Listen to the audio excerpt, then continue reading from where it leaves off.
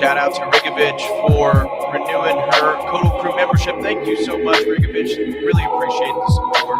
God bless you.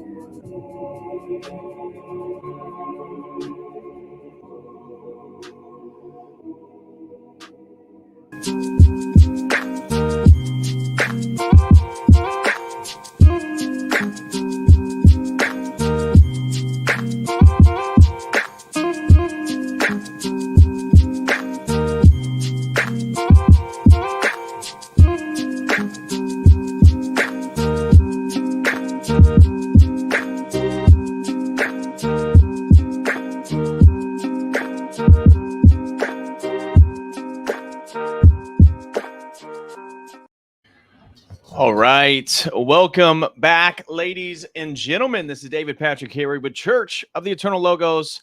We got a bit of an interesting topic tonight. We'll be looking at a general discussion on satanic cults and ancient elite bloodlines. Tonight's topic actually came due to a recommendation and a comment under one of my previous streams. They asked if I had ever checked out the story of a gentleman named Nathan Reynolds. And I had not, and so started digging on the internet and found some of the interviews I think this person was pointing me towards, and it is quite interesting. Nathan Reynolds, according to him, and we're going to keep, again, a sort of a cautious, critical eye as we watch through this, but it does validate many things that I believe in regards to some of the power structures in the world, the way that some of these perceived elite bloodlines operate in regards to satanic abuse. So he discusses that he is from a family here in the United States, which is fairly prominent and powerful, and that they are part of a satanic cult network that really infiltrates many elite structures and power structures in the United States, in which they perform various forms of sexual abuse against children, fragment their minds. For him, he was sort of raised to be a kind of super soldier, and he spent time in the military. It's a very fascinating story. He claims, and this is where it gets into general topics that, again, just keep a critical eye on, that he claims that a lot of these elite bloodlines believe that their blood is unique because they are part of a progeny that is blended with the Nephilim. So if you're familiar with the book of Enoch, you're familiar with the giants mentioned in the book of Genesis. And this caused, I think in the future, maybe next week sometime, I think I want to do a stream on, I saw Ancient Faith Radio did a couple podcasts talking about the Nephilim.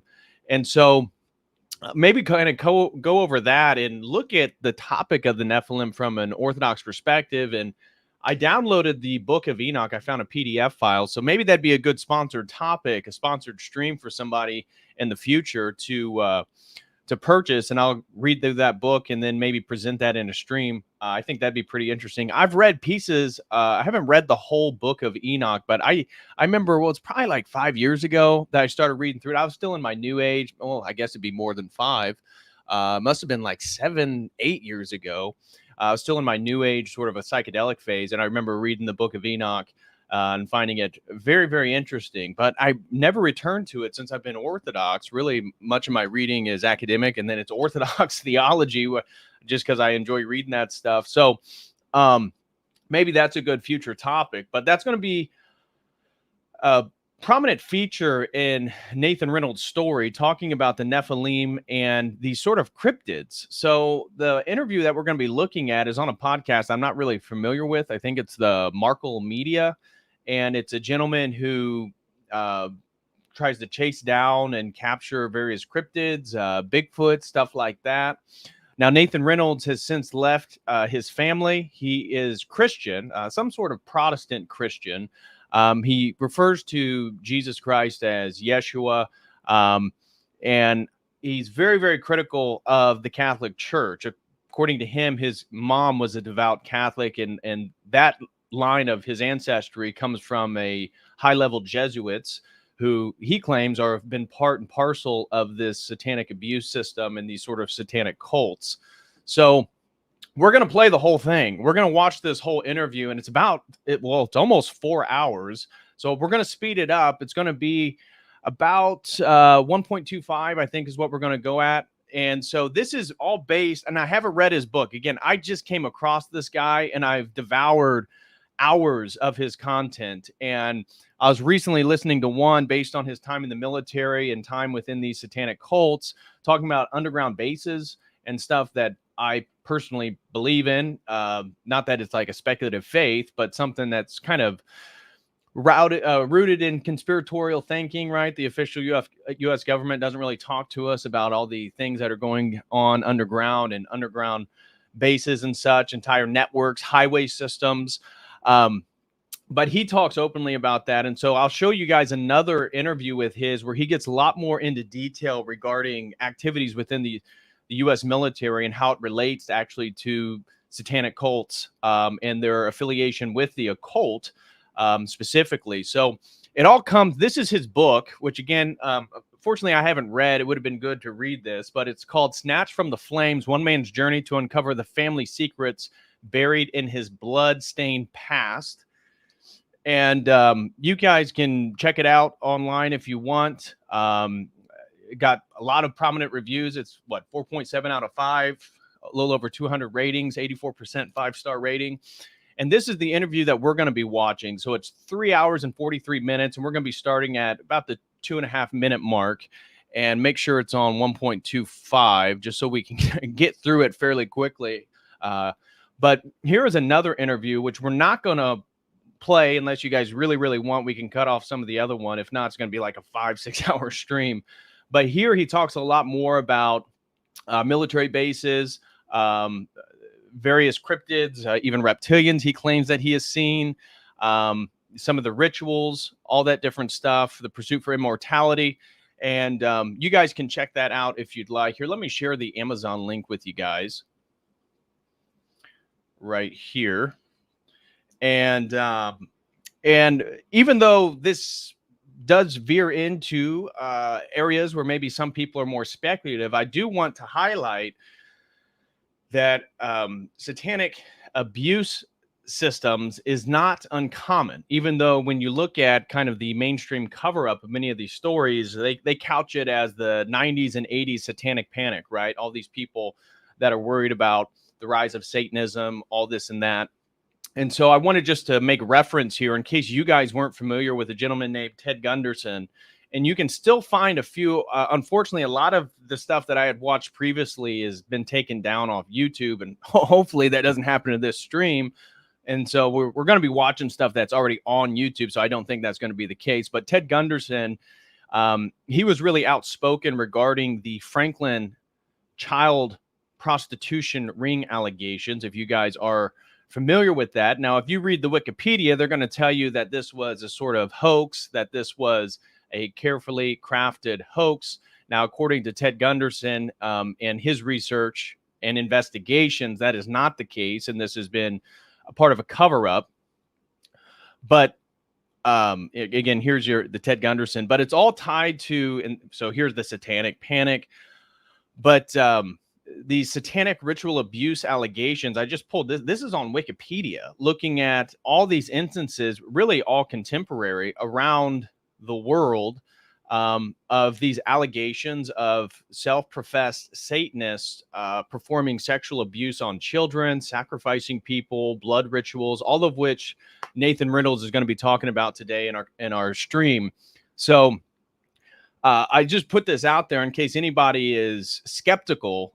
We have quite a bit of documented evidence. Now, this is a very dark rabbit hole, and this is why we have to look at this from a spiritual Christian perspective and realize that the forces of evil are very real, and that the father of lies, the devil himself, does operate and really commune with various individuals to maintain power structures. And so you, as we've talked about before 1,000 times, you can't really understand what's going on in the world and why everything is so inverted unless you first recognize that evil is real.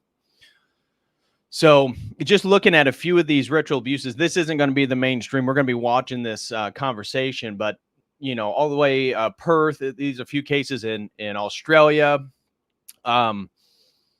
Brazil, Belgium, you know, Italy, the Netherlands. And I just want to share this with you guys. Again, you can look all this stuff up if you'd like.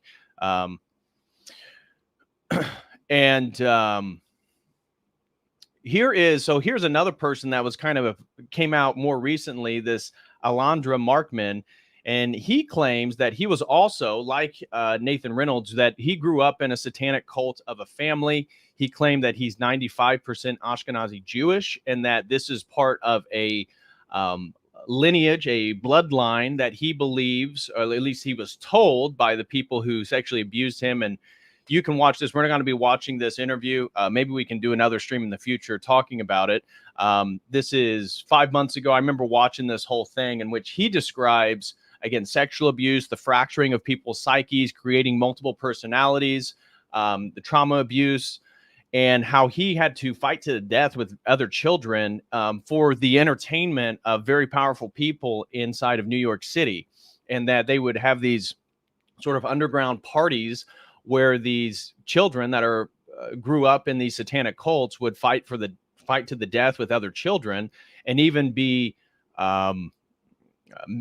take on quote unquote missions to kill adults. And Nathan Reynolds talks about this as well, is that they are groomed from a very young age to be able to kill adults, and that women and children are used as sort of secret agents very often because they're the least suspected to be an agent, where, you know, big, burly, masculine, strong men are kind of giveaways.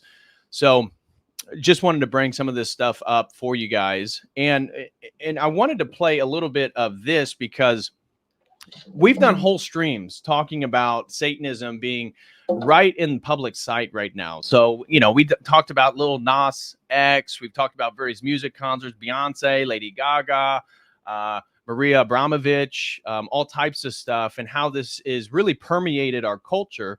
And I just want to play a little clip right here to highlight that even the Church of Satan, which is technically a atheistic organization, but Anton LaVey describes Satan and the role of Satanism in society in very similar ways that we're going to be hearing from Nathan Reynolds.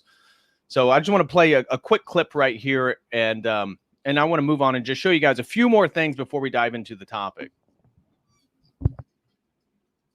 Satan's doctrines are taking root because people are not guarding themselves or their children against the schemes of the devil. Wicked. LaVey tells us how late in the game it is with our kids. He says there's no need for pacts with the devil anymore. These kids are already aligned with satanic forces. All kinds of people are witches. There are lawyers, doctors, nurses, school teachers, every walk of life.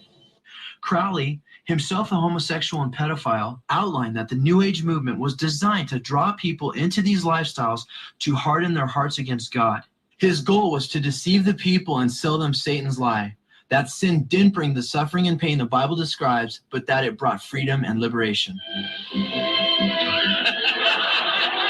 So the thing worked for everybody of every sex. She was doing it to turn on both the woman and the man. We're so free. We're so free. Nudity for Marilyn Monroe always represented a certain form of freedom. One should credit her with a whole change in attitude in the pop culture related to nudity. Sexual freedom is something we feel is very important as a necessary requisite of the Satanic Church. It's hard to understand if you hadn't lived before that time what a major impact that freedom of a point of view did to people's brains. You say, wait a minute, then there are no rules here. We project the voice of freedom forward beyond ourselves to the youth of today and to the generations of tomorrow. And make no mistake about it, we will not stop until we have achieved our freedom. Do not stand in our way. The church, the state, hormones will decide my fate.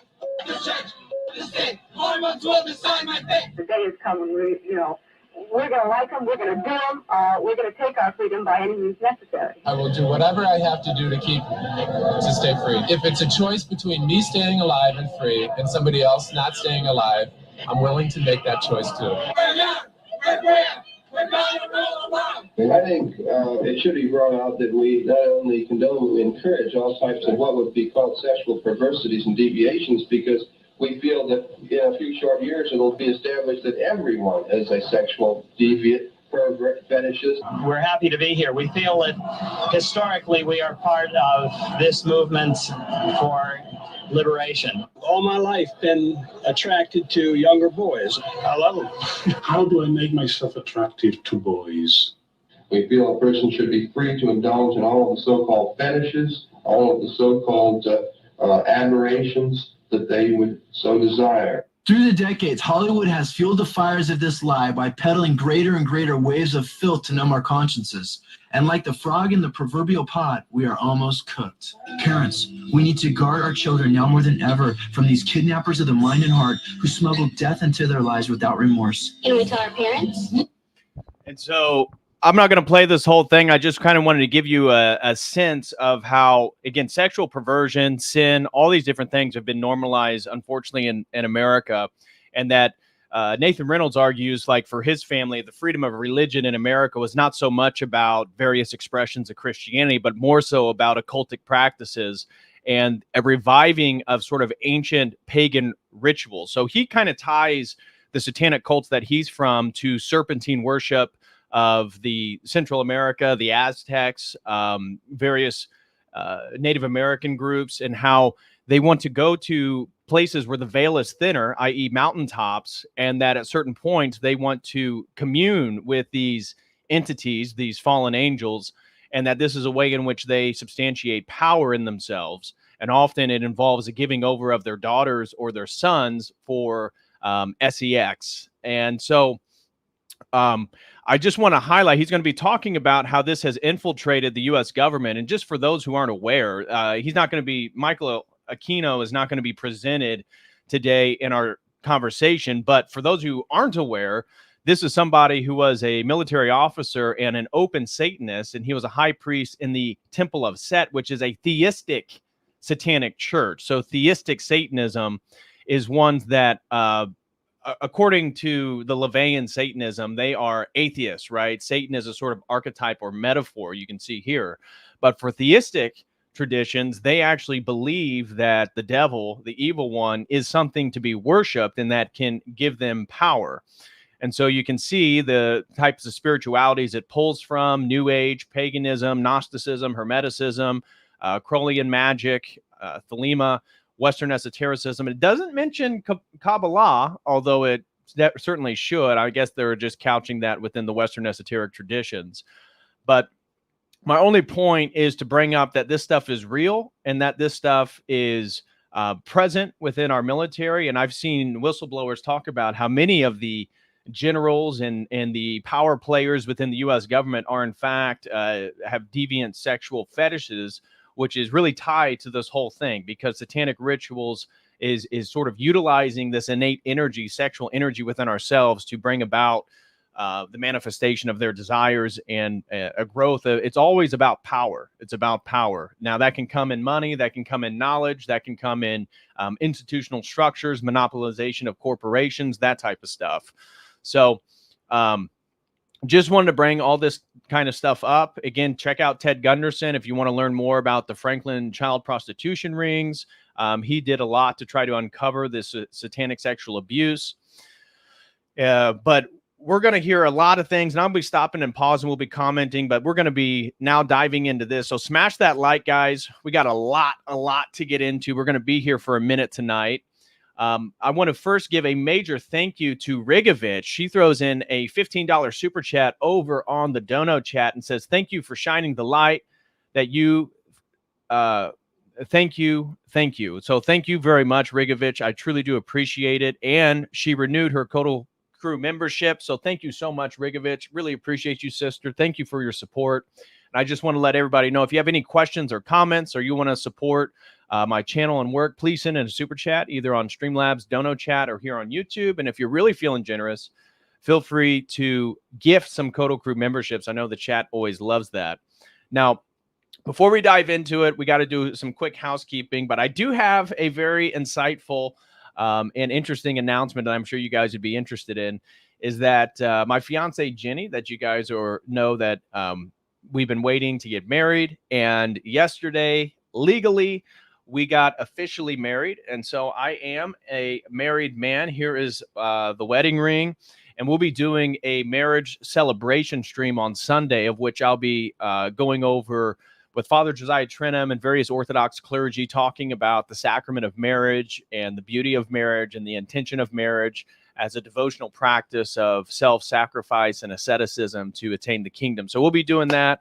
But yes, thank you all so very much. I do appreciate it. I know that you guys would be interested in that update. So we are officially married now, at least legally. And so the religious ceremony, we're trying to organize that. Her family, she's from Germany.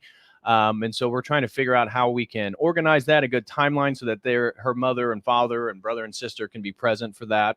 So we have a blessing from our priest to kind of wait for a few months before we do the religious ceremony. And hopefully we're going to be doing it at this very beautiful Byzantine style Orthodox church here in Indianapolis. And so, God willing, if they're able to, maybe I can live stream that Orthodox ceremony, so those who haven't seen an Orthodox wedding can at least see ours. And so maybe that can be a live stream. And we also thought that'd be beneficial for her family being in Germany, because obviously not everybody's going to be able to make it, but maybe they could tune in and at least watch live on YouTube, on the YouTube channel. So that's kind of our tentative goal right now and plan. But thank you guys all so much. It is kind of, it's a wild journey. If you guys remember, I did a video back in 2020 on trying to find a wife and how difficult that was, and talked about giving up dating apps and all that different stuff. And I mentioned to a friend last night that I truly do believe the intercessions of saints has been crucial for us. And, my priest, and I believe her priest as well, told us to pray to Saint Xenia of Petersburg, one of the Fools for Christ, the saint that the church uses and helps people find their lifetime partners. And I'm truly blessed. So really, really thankful to God for everything, and thankful to all of you guys for all your support. Truly do appreciate it. And Nectarios just became a COTEL Crew member. Thank you very, very much, brother, for the support and joining the COTEL Crew. Really appreciate that. God bless you. And David Atlas, a COTEL Crew member for 6 months, says, congratulations on your marriage, DPH blessings. Thank you so much, David Atlas. I do appreciate it. I'm still getting used to wearing a ring. I've never worn rings before in my life. So I'm told after a couple weeks, it kind of becomes customary and you don't notice it as much. But right now it's like every time I close my hand, I can feel the ring. But anyways, it is what it is. Oh, and FDA, shout out to Father Deacon Dr. Ananias. He just said, congratulations, dear brother. May God grant you both many years. thank you so much, FDA. God bless you, brother. I really appreciate that. And again, thank you all for the support. Really do appreciate it. So before we get going, let's just do some quick housekeeping as usual. Again, Sunday we'll do a whole stream on marriage and a celebration of finally getting married. It's been pretty exciting, and we're both very excited to start our life together. So if you want to, you can support today, but we'll be doing one on Sunday just on marriage and a celebration of that. But if you want to support my work more generally, please go to the website and become a website member. As you know, I've been putting all the show notes up on the website along with an entire video library. That's just $5 a month, and you can get access to that. This is a great way to help me out and help my work. And of course, we have a premium think tank with guys all around the world that we get into a private Zoom meeting and talk for about 2 to 3 hours about the latest things happening. That's only $25 a month. If you get an annual membership, you get 2 months free. And this coming Monday evening at 7 o'clock p.m. Eastern Standard Time, we'll be doing our October fitness meeting, in which we do accountability on our spiritual life, our careers, our diets and fitness. And so then we grade ourselves A through F, and we kind of hold each other accountable. And that's a really good group of guys. It's a different conversation than the think tanks. These are more about the latest happenings, theology, eschatology. And then the fitness is more about lifestyle and trying to live an Orthodox Christian life and pursue the purposes and goals that God has for us. So if that's something that's interested you, please become a website member. And also, if anybody would like to sign up for a one-on-one session, you can do so with this link right here, and we can get into a private Zoom meeting and discuss any topic your heart desires. And then if you have a sponsored stream, I'm still working through the book, Russia Before the Second Coming. This is a very, very important text within Russian Orthodoxy that discusses eschatology and is filled with quotes from various saints. It's incredible. The more I read it, the more I'm blown away by this book. And so the non-for-profit that I'm working with, the Eschaton Vigil right here, eschatonvigil.org. If you guys aren't aware, we are translating much of this stuff into English for the very first time. So the book that I'll be covering in the next sponsored stream is the only time in history that this has been translated into English. Of my understanding, there's only 2 complete copies. The Eschaton Vigil has one, and then he's been generous enough to gift me one. And so we'll be covering 3 chapters of that very big book. It's 799 pages, at least the one that we put together. So that will be the next sponsored stream. And if you'd like to get access to all those eschatological visions of the blessed, the prophecies of recent saints, join the Eschaton Vigil. Again, this is an Orthodox non-for-profit oriented around translating and getting access to Orthodox information in English for the first time. And I got to give a special shout out to the Eschaton Vigil. He has been and continues to do incredible work, and I'm very honored to be a part of their non-for-profit. So join the eschatonvigil.org if you want to get access to that. And if you have a different topic you'd like to sponsor, we have a few coming up. Shout out to AC. We'll be looking at the heresy of Marcionism and the next sponsor stream after Russia Before the Second Coming. But if you have a topic you'd like me to cover, please sign up and I'll reach out to you and you can let me know a little bit more about what it is that you have in mind. And if you guys are in the market for any Orthodox items, check out a good Orthodox company here in the Midwest titled orthodoxdepot.com. orthodoxdepot.com. Go there. They have icons, incense lamps, prayer ropes, all types of Orthodox stuff. Put in promo code COTEL. You get 10% off. You'll be able to help me out as well as a good Orthodox company here in the Midwest. So just want to say, if that's something you guys are interested in, please check that out. So, all right, now with further ado, let's kind of get into today's topic. Again, if you have any questions or comments, I will respond to those as we move through the discussion today, because it's not sort of a pre-planned monologue or anything like that. So if you have anything that comes up during the stream and you want to discuss it, send something in, and then I'll pause the video and we can kind of address whatever it is that people have to say.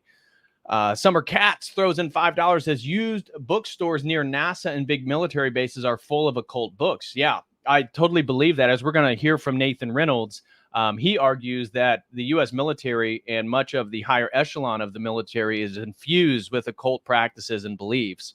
So I am not surprised whatsoever to hear that, and I'd certainly believe that to be the case. So thank you so much, Summer Cats, for the $5 super chat. Do appreciate it.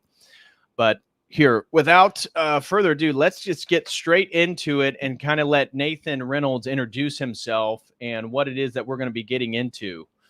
So here we go. What we're going to do is we're going to do an overtime show. So the first half, what we're going to do is going to focus on your family history, your childhood up into, I guess, adult life. And we're going to let you kind of steer the ship, but kind of getting your story out there in as full context as possible. Like I told you before, there is no handcuffs and there's no handcuffs on time. So feel free to just talk and share. And then we'll migrate into more of your military experience because it kind of goes hand in hand from what I understand. But you started sharing some things with me about feral people and creatures being created and kill teams and all this stuff. I'm just like, what in the world did I get myself into? I'm just super excited. So with that said, man, welcome to the show. Thank you so much for having me on. Yeah, really, man. Absolutely. So you come from a family that I've seen described online. I don't know if you describe it this way, but you come from a family that people describe it as Illuminati family. Is that how you would describe it? That's not how I would describe it in the same way. I'll be honest. I think it's just a popular catchphrase that a lot of people are borrowing into. No, I come from a family that they believe they are descendants of the old gods.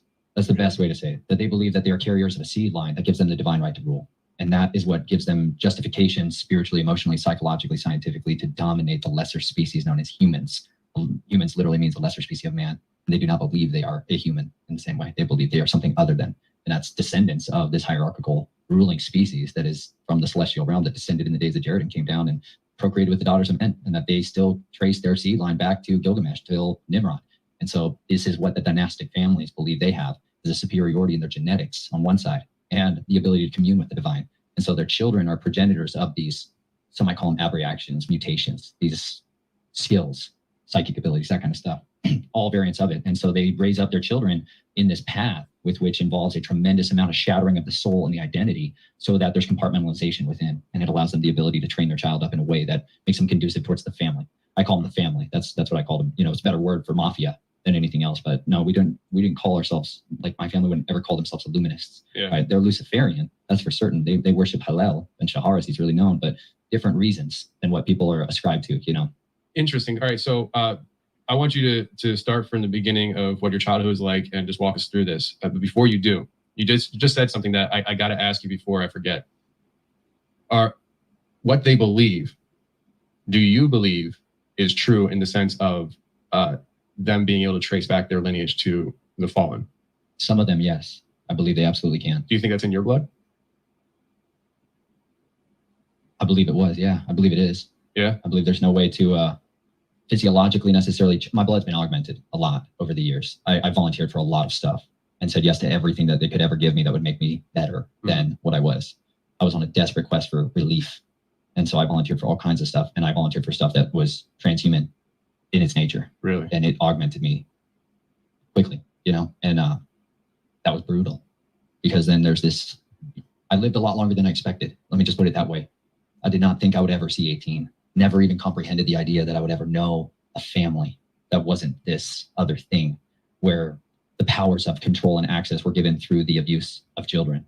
That's what I knew was normal. And I knew that people were corrupt and monsters and were willing to devour each other to rise to the top. I understood what wolves were when they ran the world. And so it was very hard for me to get to a place where I could believe that I could be redeemed because I had witnessed enough of things in the families that make it seem like I am irredeemable forever. And it took me, there was one book that made a massive difference in that, which was called The Gospel to Every Creature. And I believe it's written by John Darnell. It is very hard to find. I have a copy, but it's been scrubbed. And it's the good news to Nephilim, vampires, and transhumans, you know, and it helped me to see that maybe I wasn't anathema, that maybe just because I have the seed line in me, that maybe just because I'm a progenitor of the offspring of the fallen, that it doesn't mean that I'm not able to be redeemed, because no matter what, by blood or by belief, I believe that we have a Messiah that overcame and we can overcome by the blood of the Lamb and the words of our testimony, not living our lives when faced with death. And it was that powerful encounter with the Almighty, with the true judge of all the earth, who I can make an appeal to, who can give me a new bloodline, you know, and that's what he offers to everyone.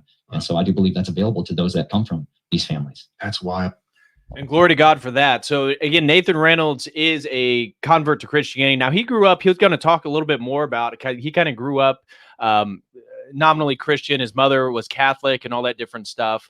But what he's hitting at here is why the importance of, again, the sacraments. Now he's going to be very, very critical of Catholicism, and most specifically the Vatican, which he believes is actually a facilitator of the satanic abuse that he's going to be describing, which, you know, hard to disagree with once you've kind of looked into the infiltration of the Catholic Church. But I don't know if he knows much about Orthodoxy, and I would suspect, based on some of the stuff he says, he may view Orthodoxy in a very similar light.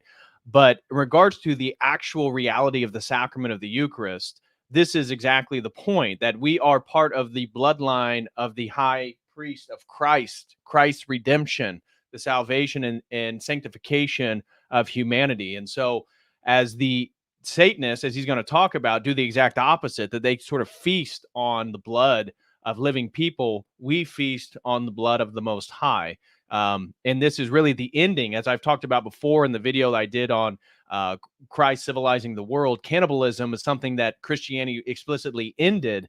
And even though we were then called cannibals by the Romans during the persecution era because of our beliefs in the sacraments. But just want to make that point. And guys, Nathan Reynolds has his own YouTube channel. You can see it right here, Nathan Reynolds, The Linen Railroad. So if you do want to follow more, he's still posting content. I think he just posted a video the other day that you can go to his YouTube channel and get that. And so I'll just share this link of what we're watching because the actual YouTube channel that this interview is from is all cut up. You don't get the full almost 4 hours. You only get that on Nathan's channel. So I assume the gentleman of the original podcast gave him the entire video, and he just uploaded the whole thing to his YouTube channel. So anyways, you can follow it more if you want to, but let's get back to it. Wild. I didn't.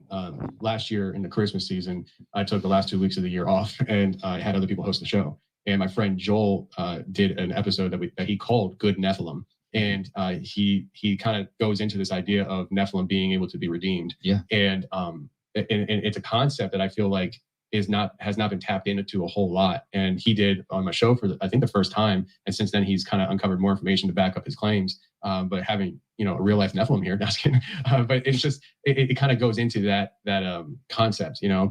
And so that's why I asked you, because I was like, hold on, like that's pretty wild. Like, you know, to be like, have I ever encountered somebody who comes from that bloodline? Maybe. I mean, I've talked to a lot of people, but how many times do you come across somebody that does come from that bloodline and acknowledges it, knows it? You know, that's another thing. And so that's why I wanted to ask you that. So you kind of hit on the childhood stuff right there in that kind of description.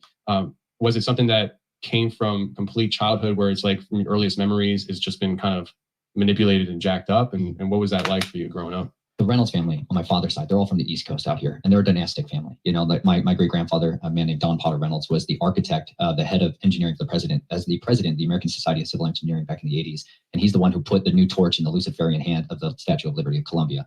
And so he's a master Mason Luciferian in that way. And he was so much of the shot caller for the family at that time, especially when I came into being. And but my dad left that thing and moved out to the Southwest and started a different empire. And so a lot of how it works in the families is you got two main approaches. If you've got unlimited access to wealth, power, like really, I'm not talking about money. I'm talking about power, like unlimited raw power, where a phone call, the phone book, is far more powerful than the bank account, because it's who you know can open doors to power anywhere else in the entire world. And that's where everything was. So you can leave with nothing, but then you can go build. And if you need the phone book, there's a price to be paid. And the price to be paid is generally one of your children. This is like the reality accident.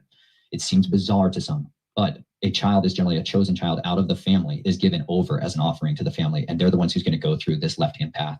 They're going to experience the desecration of their soul, their identity, and they're going to become an agent for the family that is owned completely. And there's like a legal trustee that is given over to it. There's a board of directors that sits over it. Like, these are real legal confines for how the wealth is distributed out there. And so in order to build your empire, you got to be able to go prove yourself. And that's what he ended up doing out in the Southwest. He moved to Arizona, an area called Flagstaff, Arizona.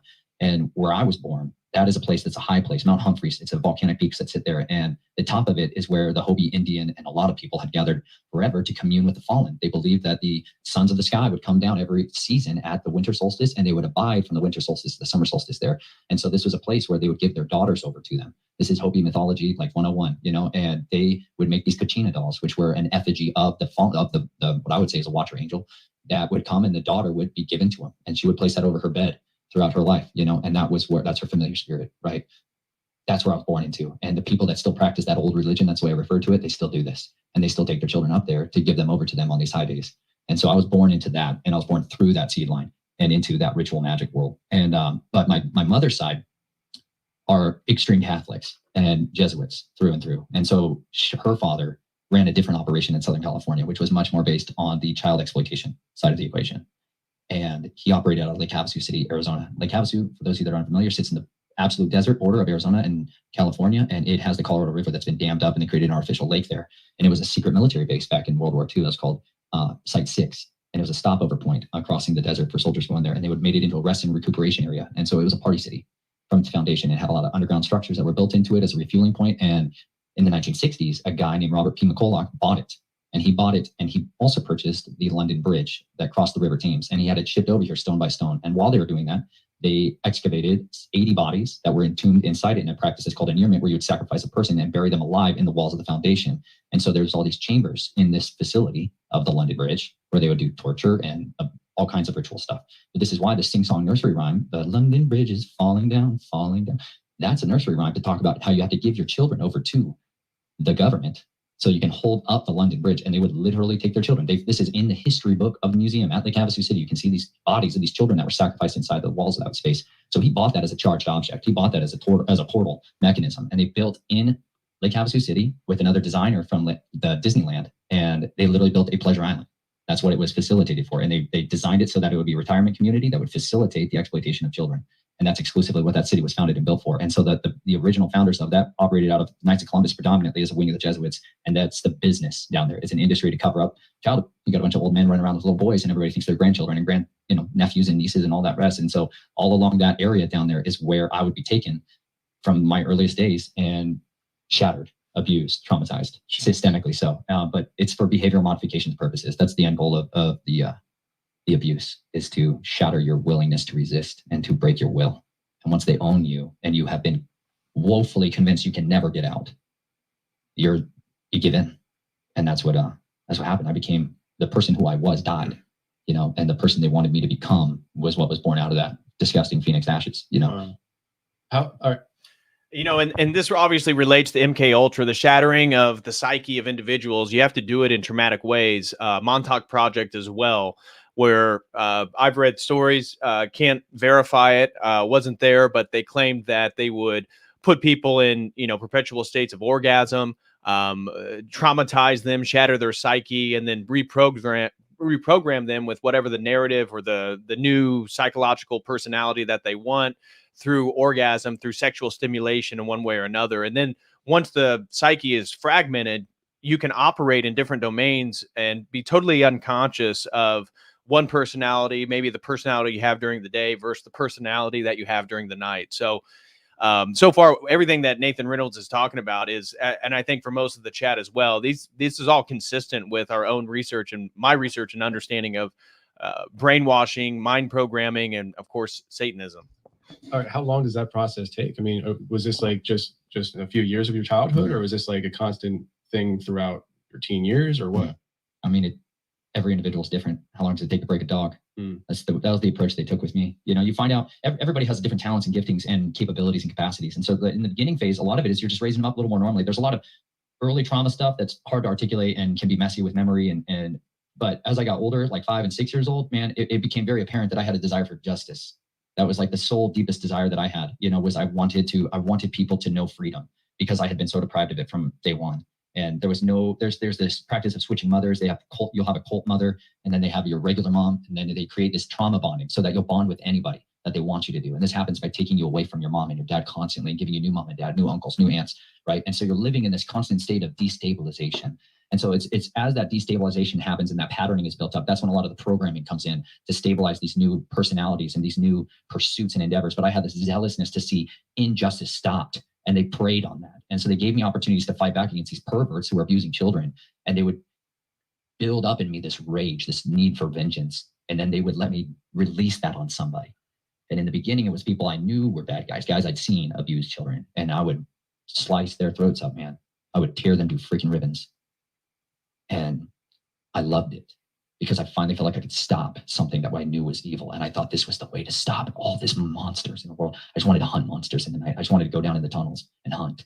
And that's what they kind of created in me, this just freak of a need to hunt. And then they would bury that away and you go back to normal life and you go back to Christian school and you go back to regular life, and your parents act like it's just normal, but they're like, you got to have cover stories for why your child's all beat up and bruised and your space is smashed. And like, I've had multiple reconstructive plastic surgeries from fights, like fighting for my stinking life. You got to have cover stories. We would move around constantly. My parents would move us around sometimes every 6 months or not. But once you have a friend or a teacher or somebody notices, starts asking questions, or you start bonding with somebody that's outside the cult, they're not going to tolerate that. And so we would move all the time. And now my sisters on the other side, they weren't roped into this thing. I was in a male cult. This is the Brotherhood of the Snake down in the Cavasu.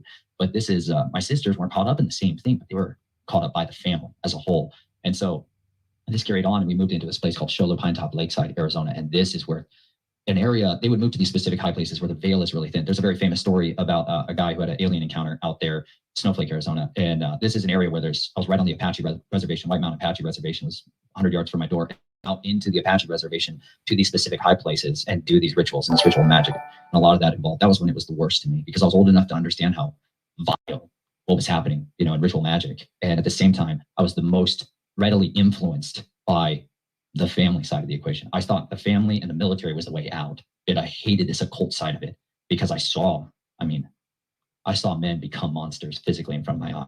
Things come out of people's mouths, other things come through their eyes. Like I witnessed enough transfiguration to know that this stuff is 100% stalking in the darkness. And I don't want that to rule me forever, but it was hard to not resist. You're in it. Well, so, all right, seeing things like that, like you say, all right, so you said you saw men become monsters. Is that metaphorically or literally? It's literally. I've seen men do nasty things like an animal, but then I've seen men become not people. Like literally not change. People. Yeah. Okay. And there is like lycanthropy, and there's these understandings of what the Watchers are capable of doing that most people are just woefully ignorant of. And that's why they're perishing, is because they lack a basic understanding of history. And one of the predominant understandings of what a Watcher, specific class of celestial beings, is capable of is augmenting itself. They can shapeshift. That is by their nature. They're literally called metaskizmazotoi in the Greek in the New Testament. And it's because he says it's marvel not, because Hasatan you could say like transforms himself. That's a good word for it. But he shapeshifts himself into an angel of light. And his messengers, his apostles, disciples, they do the same thing.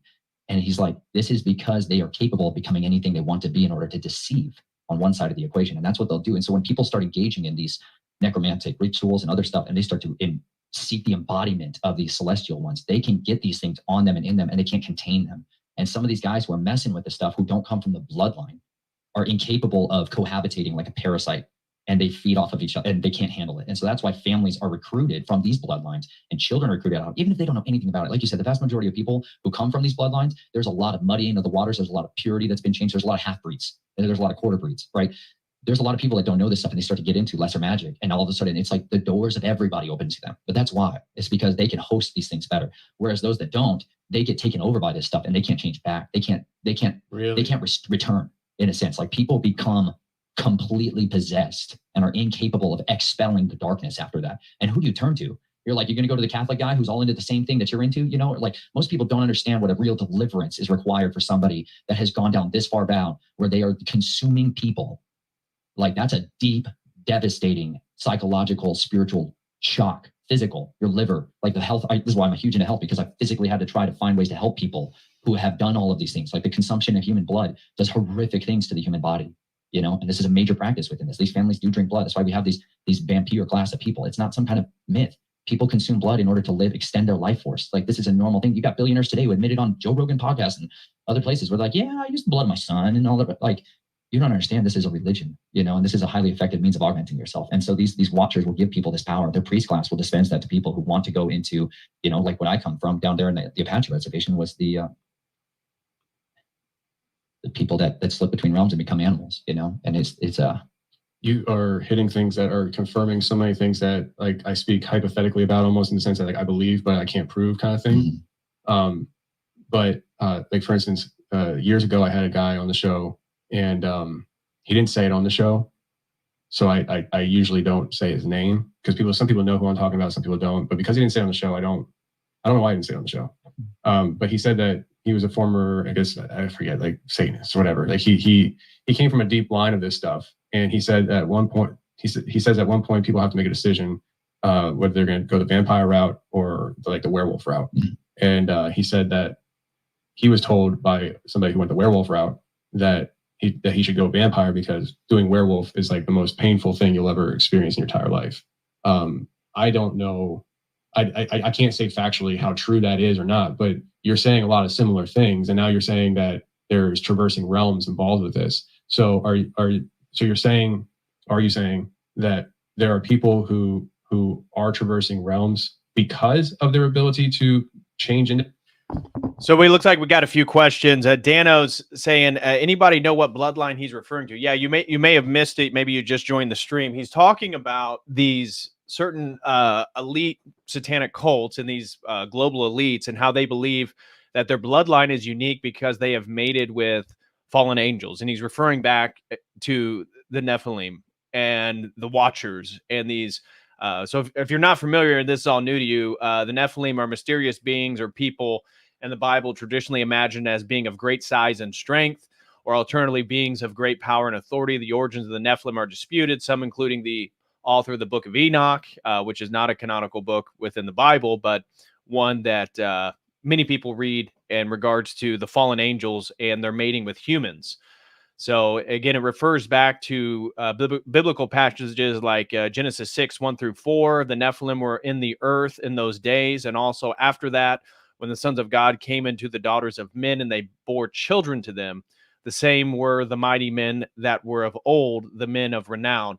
And so it talks about how they were in the earth. And I don't know the Hebrew. I don't know if that's the accurate translation or not. I assume it is, but it refers back. I mean, Nathan Reynolds is going to talk about how caves and the underworld and literally being underground is often indicative of where these rituals take place. So they commune with them at the high places, and then they go underneath as well. So it's them. They believe, and according to Nathan, that the veil, which I do believe is true. That's why you see so many places and mountaintops in which these pagan traditions perform their sacrifices, because they believe that's where the veil between the supernatural realm and the natural realm is more thin, especially during certain points in the calendar year related to celestial movements, all that type of stuff, and that they then offer children, be it daughters or boys, to these fallen entities. And so he's claiming that that's what, whether you believe it or not, he's saying that that's what these people who are part of these satanic cults, that's what they believe. That's why they believe their blood is so unique and why they're more powerful than the average person. So just wanted to make that clear. And I also want to give a special thank you to David Gessner. He throws in $10 over on Streamlabs. No comment. Thank you so much, David. And over on the Dono chat, Justin Hinley threw in $5, said, keep up the great work, brother. Well, thank you very much, Justin. Do appreciate it. Again, we got a lot more to get through. So bear with me. I'll be stopping once in a while. And somebody asked, what's Nathan's YouTube channel? We're on it right now. So you can see it at the bottom here. Nathan Reynolds, the Linden Railroad. This is his YouTube channel where he still talks about this stuff. And it's only more recently that he's kind of come out publicly to really expose everything that's going on. So this was posted 1 month ago on his YouTube channel. I believe the interview was done 3 months ago. So this is relatively recent in regards to Nathan Reynolds talking about all this stuff. But anyways, let's continue. Into these things, or are those two separate categories? Or sometimes the same? I would say it like this. The reason that there's these First Nation people have preserved these priest class, right? Just all across the world. This isn't just like localized to white European people. There are people here who practice this type of same old religion, and they call them skinwalkers. That's a name for them, right? But these witches and warlocks that practice these things, they go and rob graves and they take the infants' bones out, and they grind them into powders, and they use that as poisons, like that. So the Jesuits was this like massive assassination team training group that was operating there that started training me. Well, then it was like you needed to learn this spiritual side of assassination and hunting and stalking. And that's where the skinwalkers and the Navajo and the Dene are like they have a different priest class that does that. And so that's what I got put out there for, because they do stuff like slipping between realms. We call them shadow walkers in the industry. Like these are guys that have this means to go between spaces. And so whether you can't hear them, you can't see them, you can't detect them, they're not on thermal, but there's certain types of ways that you can detect them. So it's like you have to get kind of raised up into these arts. And these are like, this is why we call it like, this is to me the realm of Azazel. I'm just convinced that this is all Azazel's kingdom in that realm and that side of it. And people are just branching off of his tree of knowledge of good and evil side of it, and he's ultimately the one that was teaching them these ways of war in that sense of it. But like, just like with what happened with Nebuchadnezzar, man, they cursed him with lycanthropy. Daniel warns him, hey, don't go down that road. You got a dream from the Most High, don't do it. And he did it anyway. He said the Watchers are going to curse you. That's literally what they did, man. They cursed him and made him a beast. They took him down the lycanthropy road because that's what they do, man. His hair grew out, his nails grew out. Like, he became a different thing that if you and I spotted it on camera, we would say it's a cryptid. We would call these things cryptids because we don't have a proper working knowledge of history and understanding why people call these things these names. But the vampire side of the equation, they tend to be much more human masquerading, whereas you get much more feral production when people start to take this other route of becoming a beast. That's kind of the options that they give people in that world. But I believe a lot of the guys that you see out there or who are experiencing these things, they're loose assets for families. Like, these are guard dogs on estates. Like, that's literally, there was a training program I had to go to when I was 9 years old, and we'd go up to this farm in Michigan that was in the family, my dad's cousin, and they train all of these police, military, law enforcement, and VIP protection dogs, but then they have other cages that are man-sized cages for other stuff because that gets brought in by the families, and it's like some of these are people that are just beasts, like physically people that are like not like the rest of us, strength-wise, speed-wise, power-wise, intelligence-wise, and then others of them are just unrecognizable as anything related to man. And so is that their ability, their strength, intelligence, is that something that is brought on through ritual, or is it brought on through like medical injections?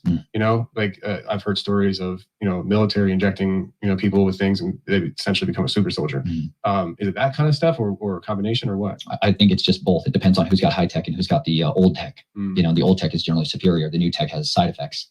When people are getting injections and are using recombinant DNA to start augmenting stuff, there's other variables that are unpredictable. Whereas if you just use a different spirit, you can predict what it's going to be. That's like when a skinwalker kills, that's what you have to go through, man. I'm 9 years old and I have to stink and kill somebody with my hands, a friend, a person that I love, because my family was not somebody I loved. And so part of in order to be inhabited by these spirits that will shapeshift you and allow you to become a different creature, you're going to kill somebody that you love, and you're going to kill them with your bare hands. You're going to breathe in their life as they die.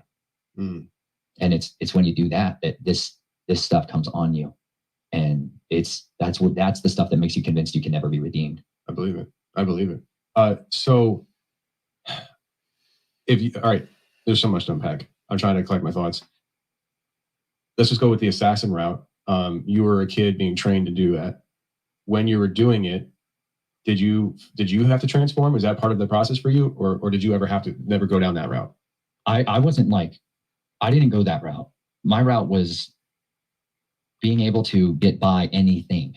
Like, you got to be able to invade anything and be able to familiarize yourself and be understanding of how to navigate and get past people's weaknesses or things' weaknesses. Like, you want to train how to do infiltration and exfiltration with targets, hardened targets. You're going to have to learn how to get by guard dogs, physical guard dogs, wolf kind, and then you're going to have to learn how to get by stuff that's like, they have a warlock that sits in this estate and they do ritual magic to do all these spells and incantations. You need to know how to get through that. So there's like, you get training by getting exposed to all these different variables so that you can be able to pierce through no matter what it is and eliminate somebody or plant something. It wasn't always just like assassination. That was an aspect of it, but a lot of it is counter-espionage and espionage. You're setting people up, right? Or you're trying to extract something. Like, there's this project we'll have to get into more. It's called the Jason Project, which is a secret scientific military group that's now more publicly known. It's a consulting group for the smartest people in the entire world, but they had children. And so they started this junior Jason program where they're like, we should all breed together, and have these really super high intelligent children. Well, then they could be great spies. And so that's where you get into espionage as a major tacit of this. That is, they get interlocked so heavily, and you start to figure out that the vast majority of the people behind the scenes are not just connected to these religious orders, they're connected to the government. And that a lot of them are State Department employees. And this is how the United States military and government regulates and controls assets out of containment, people that are not doing what they're supposed to, that have information they shouldn't have, and they need to be eliminated, or you need to extract a piece of information from them. And so that's what really launched me into that realm, was right then in those mountains of the White Mountains is what they're called. But that was when I chose more of, I don't want anything. I want to not be in this cult side. It's not like that was respected, but it was acknowledged. And I got opportunities to do the side of it that I thought was high speed and low drag and looked way more freeing, which was the modern American soldier. I wanted that route. But you're designed to basically always be a spy, and that you're going to feed back the family what you want. And if you're going to be put in a position, we'll open the doors for you. And that's where all of that really was birthed out of, was there in the White Mountains. And then once that decision was made, my great-grandfather was brought back to our house in Colorado. He was located there, and my father signed me over to him. He got parental rights. He got bedtime rights with me at night for a few years until he was too sick to do anything about it. And my dad got access to the trust fund. And that was when everything went from like surface level poor middle class American to like planes, new cars, plane, new car, houses, bed and breakfasts. Like my family became wealthy, and I got thrown from freak show level werewolf psychoville down in Arizona into the big city of Colorado Springs, which was military gods. You know, like military, it is the capital of the New World Order. It's Denver. The Front Range of Colorado is 100% the place where the capital has been built and the infrastructure was laid. And so I got put into the military side of the projects there when I was a young teen. And that's where NORAD Space Command and all this underground facility from the United States Air Force Academy. And that's where I went into the military side of the equation. And that's where I stayed for quite a few years. That's wild. I had a guy on the show a while ago. I don't want to rehash the story. I don't even remember what episode it was called or what I called it. I think it was a member show, but he was messing with something in his apartment, and somebody called in terroristic threats on him. And he had like all this like powder and stuff. Like he wasn't making bombs. I don't think he was making bombs, but like, anyways,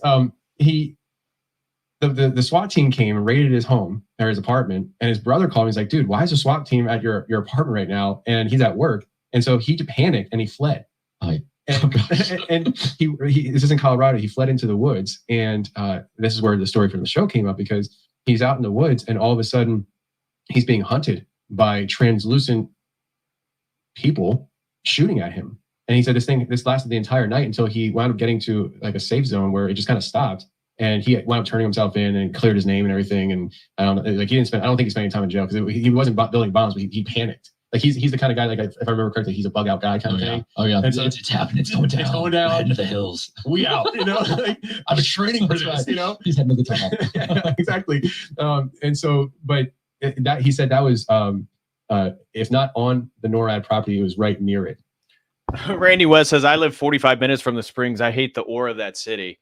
Yeah, and obviously we know about Denver, Colorado Airport, the underground tunnels that are speculated about that.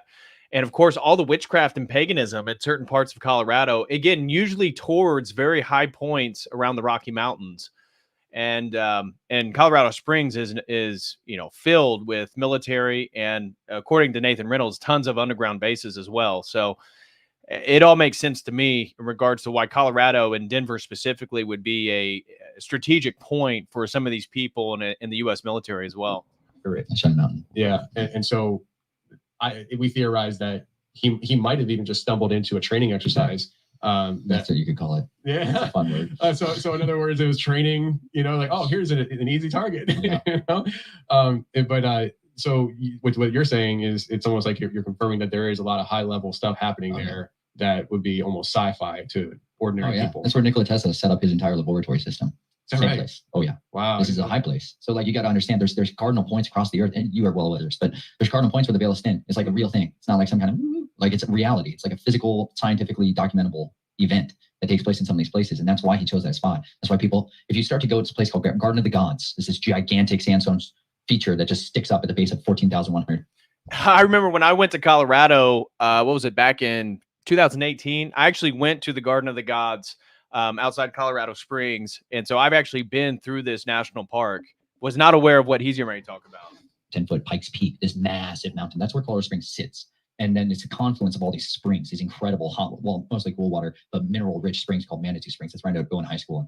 It's the highest concentrations of witches in the United States per capita occupy that area, because it's a gigantic tunnel system that has been there from before the days of old. Always been there. People have been there, and they've been doing these kinds of participatory acts. The United States military moved into there on a huge degree in the 1940s and began to build during the Cold War, they began to build a lot of tunnel systems. And this is where the continuity of government operations headquarters was going to be when it came to the central part of the United States.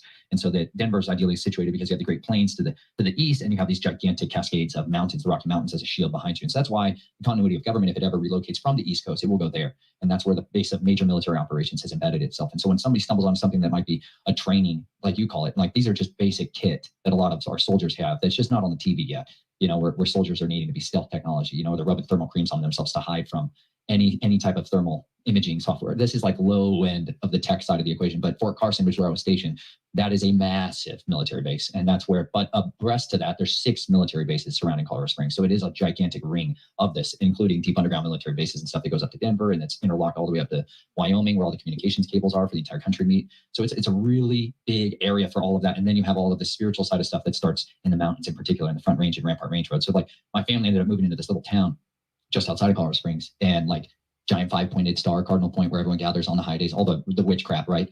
All that stuff goes on in there, and that's embraced out there culturally. It's like the norm, and it's like normal that your children are part of this stuff. And so it's good to raise children in sick families in that environment. So that's what that hub caters to. Whereas Colorado Springs on the other side is focused on the family, and it's like die-hard Christian side, you know, and it's like, yeah, but all the creepy occultist people are on that side of Manitou Springs. You know, we keep them over there where they have the coffin races and all the rest of it, you know.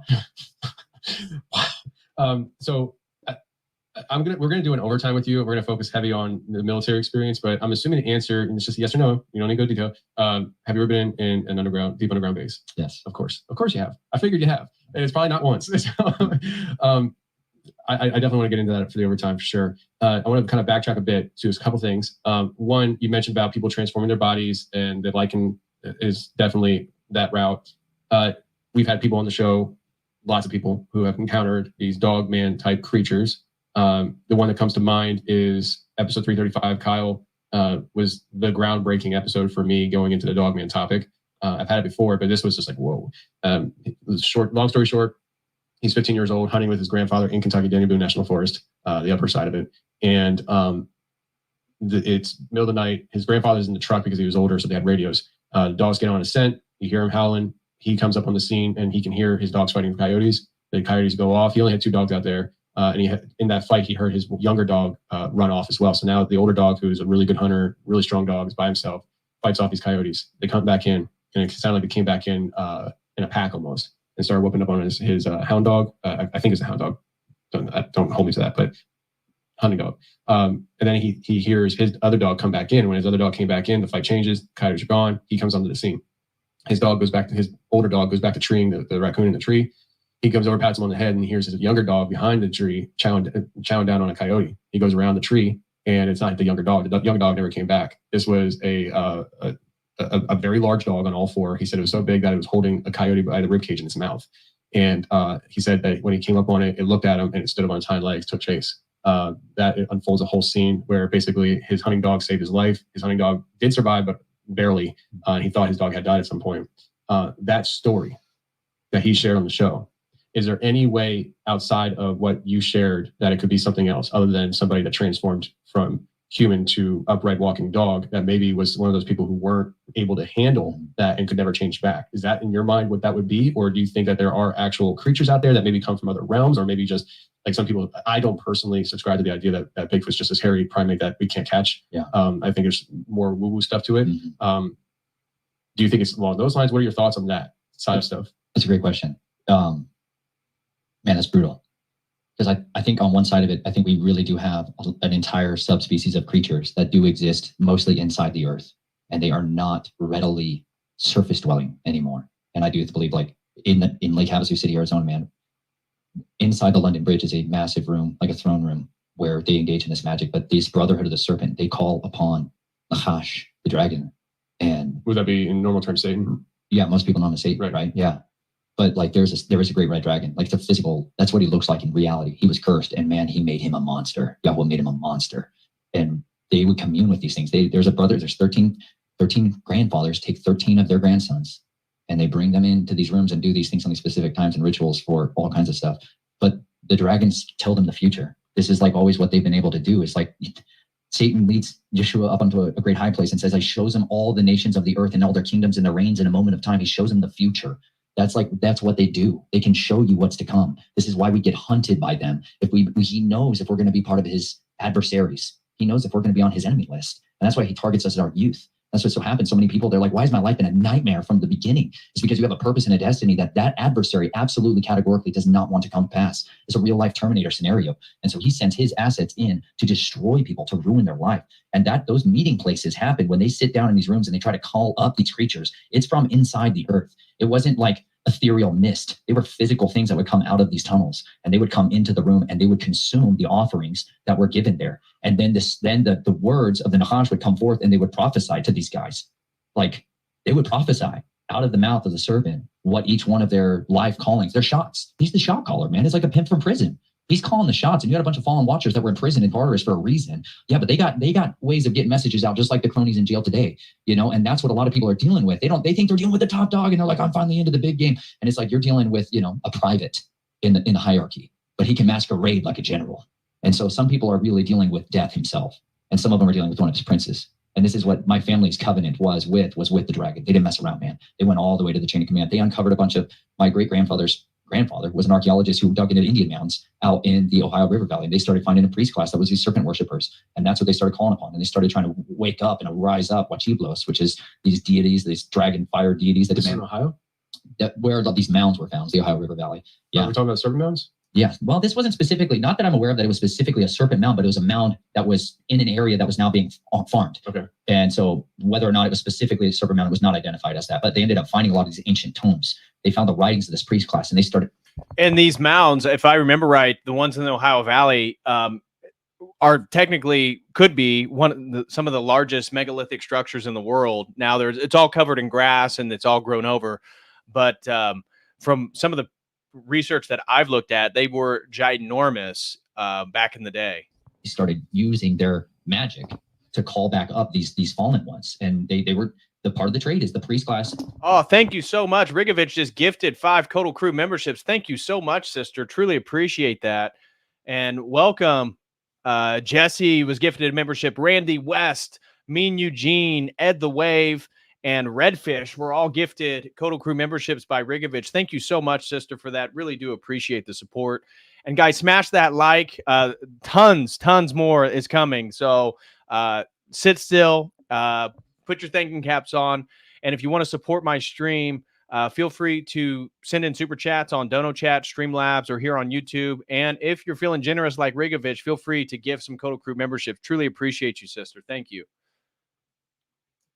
Has all this secret knowledge that they then use to rule the kings with. And that's what they wanted. So that's how the Reynolds family, this is also documented in a book called The Gilded Leaf by Patrick Reynolds, who was a bloodline descendant specifically and in the actual inheritance of the Winston cigarette company, the tobacco empire that ended up buying Nabisco Foods that ended up running the world. What relation is it to you? Like an uncle? I don't know that I am a bloodline relative of that guy. Oh, okay. Patrick Reynolds specifically. My Reynolds family is the one that does the black gold stuff, all the secret, disgusting, dirty money. They're the white launderers of the money, right? But you got to have your seedy, corrupt group. And that's what my family did. They did all the dirty stuff. Wow. And so but in his book, in his firsthand account, they talk about the Joshua coin and them using a coin that was from Judas that he betrayed Yeshua with, and the 30 pieces of silver that was the blood guilt money. They would touch that silver coin to anything they wanted, and it would grow an empire. The cost was always massive bloodshed and a massive demand of life.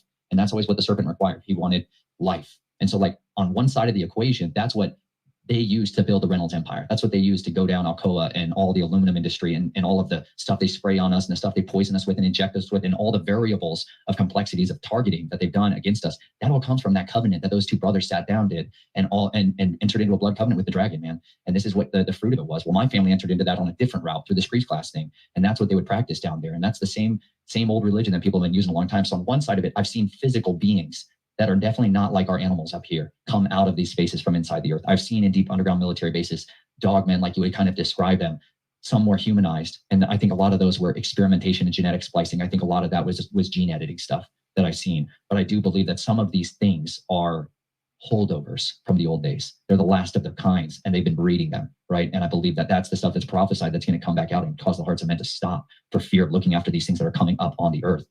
That's why everywhere I went throughout my youth, I could go to these tunnels and these caves and call out, and I could hear them. They would call back, and it's like it's a seductive power. I just want to make a point when he was talking about the sort of magical ritual of the 30 pieces of silver that Judas was given, and that these satanic cults sort of utilize this, and the exchange is always blood for more financial power. Surely the immediate connection that I had is, again, the U.S. military-industrial complex, what's going on in the Middle East with Israel. All this money, the fact that the U.S. government can send $8 billion to Ukraine, $8 billion to Israel to kill more and more people. Israel just killed, over 7,000 people have been killed inside Lebanon. The vast majority of which were civilians, wasn't Hezbollah. And you think about the U.S. dollar, you think about the banking system, you think about how all this stuff is connected. And in my mind, it begins to make a little bit more sense. That draws you back into it. You can call out to them, like, was it like a language or a sound or what? Oh yeah, man. You can learn to call to them. You can go out here in these hills out here and do it. You can still do it tonight on these full moons and stuff. You can start calling out. You'll think you'll hear coyotes at first, and then all of a sudden it's a totally different, it's a different sound that starts to resonate. And then it's a different one that calls off from over here, right? You got to understand, some of these guys that you think are just neighbors and stuff, or just people, like this is what they keep in their barn. This is the stuff they keep. Yeah, absolutely. You know, I go out hunting for these things. I understand. Completely, man. I was that being said, I got hooked back into it with Timothy Alberino and Steve Quill and a lot of these guys when I was married, and my wife didn't know anything about this whole stinking world of who I was and everything else. How'd you meet your wife if she didn't know the word? You sucked at her. You sucked at her. That's a way to put it, man. She's done with you, so she loves you. You know, bro, she's all in, man. She's amazing. Cool. She's my shield bearer, man. She's amazing. She has fought. We have waged a war together beyond your wildest imaginations. She has seen the full force of the occult come after us, and people slaughtering sacrifices to try to desecrate us, and people try to hunt us and murder us in front of her face, man, in front of my children's face. They've sent special kill teams after us in front of my children's face, man. And I have seen the living power, man. Recent. Really? Yeah. Wow. That being said, man, I do believe that there's a hierarchy, and you can call upon the Most High, man, and He's delivered us. And I've never had to fire a shot at any of these guys. I haven't had to take out their drones. I have seen supernatural intervention. I've seen their weapons jam in front of my face, like chapter in the book called Murder on Their Minds, where I talk all about it, man. I've seen Him provide supernatural miracles, because you got to understand, we're dealing with the fallen. We are not dealing with the Most High, and He owns a much more powerful arsenal. And let me tell you, at His word, all these nations, kingdoms, and thrones will bow. And it's an absolute reality. It's an inevitability. And so that's why I serve Him, man, because I've seen what the power of covenant is. And I had a covenant with the law of sin and death before in my life, but now I have a covenant with the Most High of peace and life. And He's giving me a new purpose. He's giving me a family. He's giving me a mission. He's giving me the opportunity to do the things I dreamed of when I was that little. And I used to run away in the night in Arizona, man. And I would run into the base of that mountain, man. There's these caves that are there that I just love caves. For me, it's safety in that. People call hunting and all this. I'm like, dude, these to me were people. I'm more like a beast, man. I was ripping people's throats out with my teeth when I was a child to survive a fight. Like that does something to you when you try to see other children playing with a Batwing toy or whatever, and you're like, you're puking blood in the toilet. Yeah. Because of all the crap you just went through the night before, you know, and like you are unrelatable to men anymore. You can't comprehend the things that are in your mind when you have been defiled so systemically for so long. And so I just lived with dogs. I literally would flee into the yards with people, and I'd crawl into the dog loose and just survive the night. But then that wasn't enough, man, because these were city dogs. Then I started looking for the feral ones, man. I started looking for the coyotes, you know, and then I started looking for the wolves and crawling into their den, because I can imitate any of them, man. I can crawl around like a dog and be like a dog. You bet, man. Wow. You can get them to take you in if you know their language, if you know their gestures. You can learn all of this stuff, man. And like when you're little, when you're like a child, they'll treat you different, you know. Yeah. And they like, man, I literally ended up living with these things, and they're like, I have this love for wolves because of that. Because I've understood what a companion can be when you're desperate and distraught. And like, these were my best friends. And that sounds so weird to people, but like when I was a child, I bonded with the animals. I wanted to murder all the people because people were monsters. I couldn't imagine a world of the living. I got so lost in the world of the dead. And I just wanted to find some semblance of innocence and purity. And I could not find it in people because everybody was manipulating me. I was nothing but an asset to them. And I didn't know which end of me they wanted. Do they want my skills? Do they want what do they want from me? And so it perverted my understanding of people. And so I just fled to animals. And that's where like I talked to these creatures and live with them. Well, then you start encountering these other ones, you know, and you start to befriend them. And it just becomes like a pack. Well, then my family would rip me away from that and move, and I would have to try to find a new one. And there was just constant destabilization.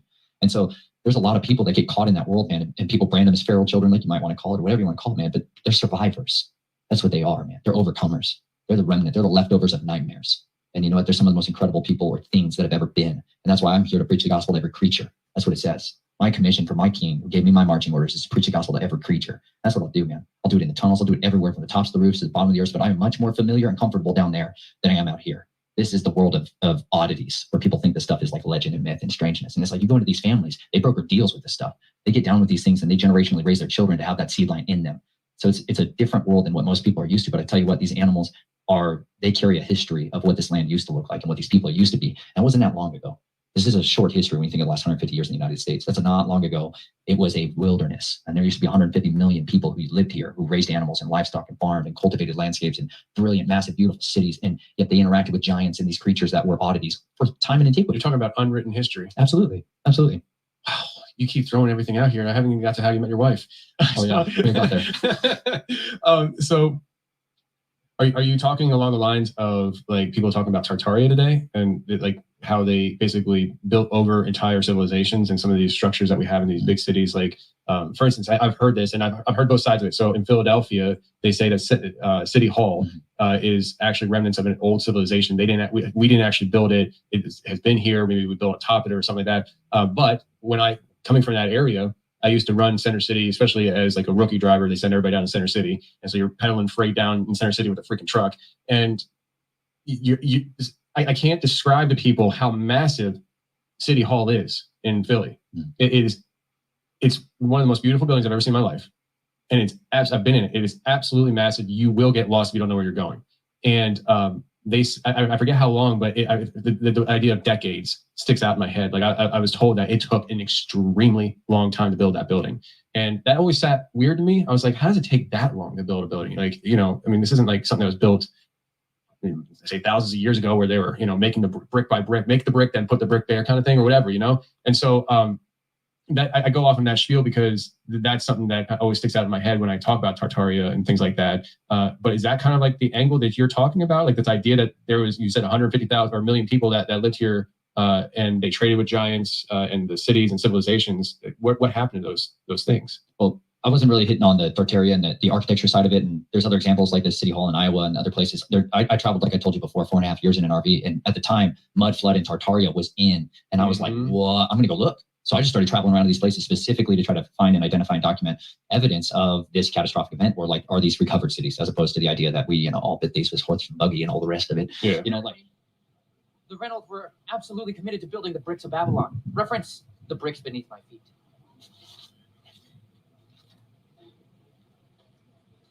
Don't worry. I think there's some verses in Joshua that deal with everywhere where the foot of the sole of my shoe will tread. No more brick building. Oh, hold on. Don't move.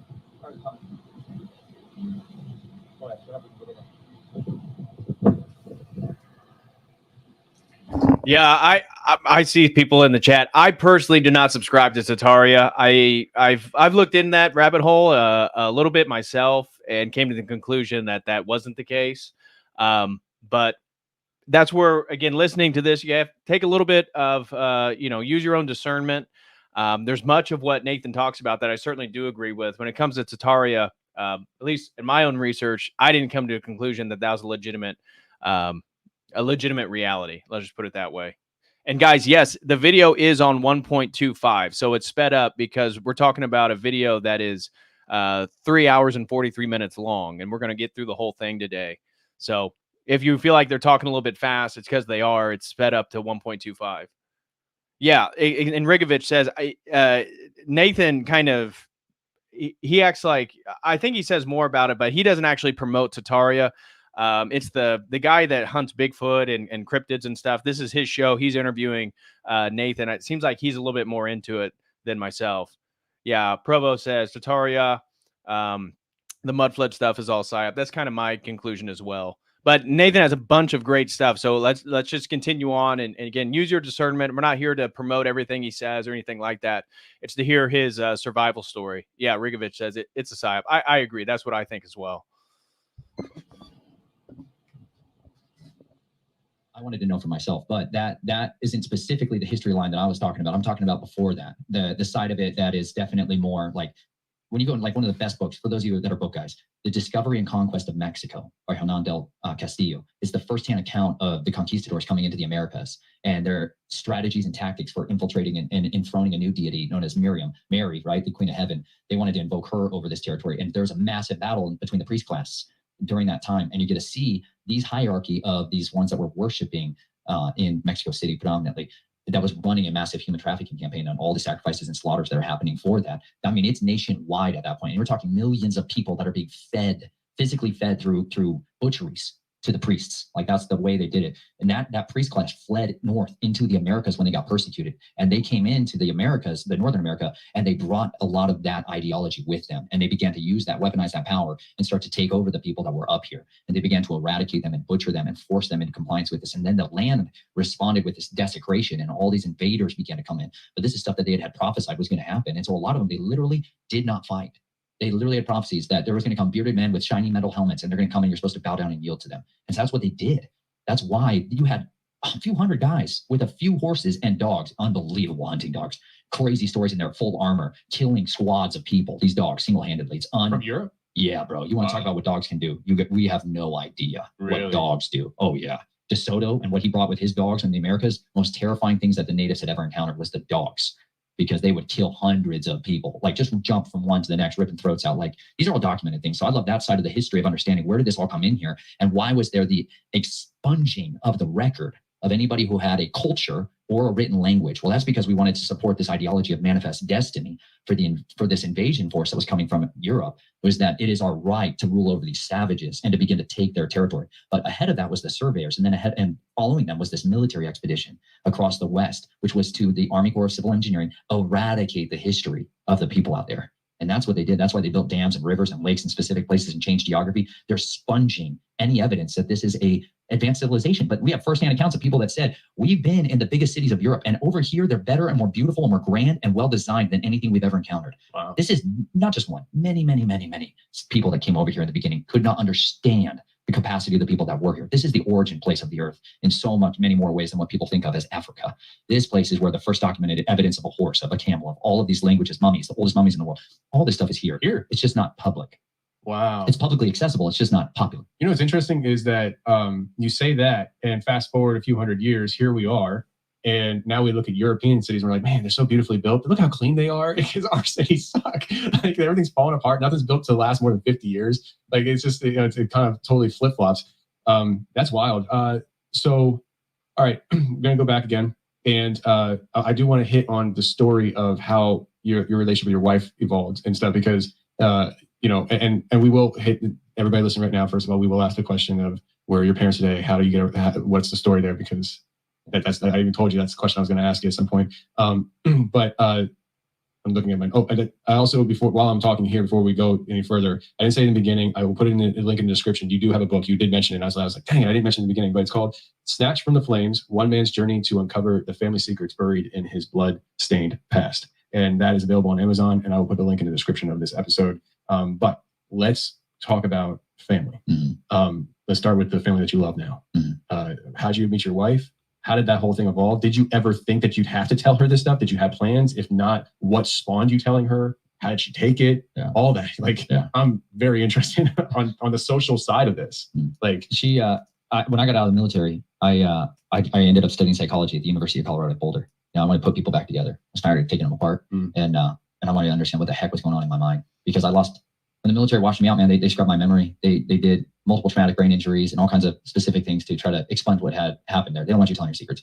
Anyways, I was a dribbling mess. I literally couldn't remember how to walk right, eat right. I had Post-it notes on my wall to tell me to shower and put on clothes and names. I went from savant level IQ kind of stuff to like impossibly debilitated, and it was excruciating on me.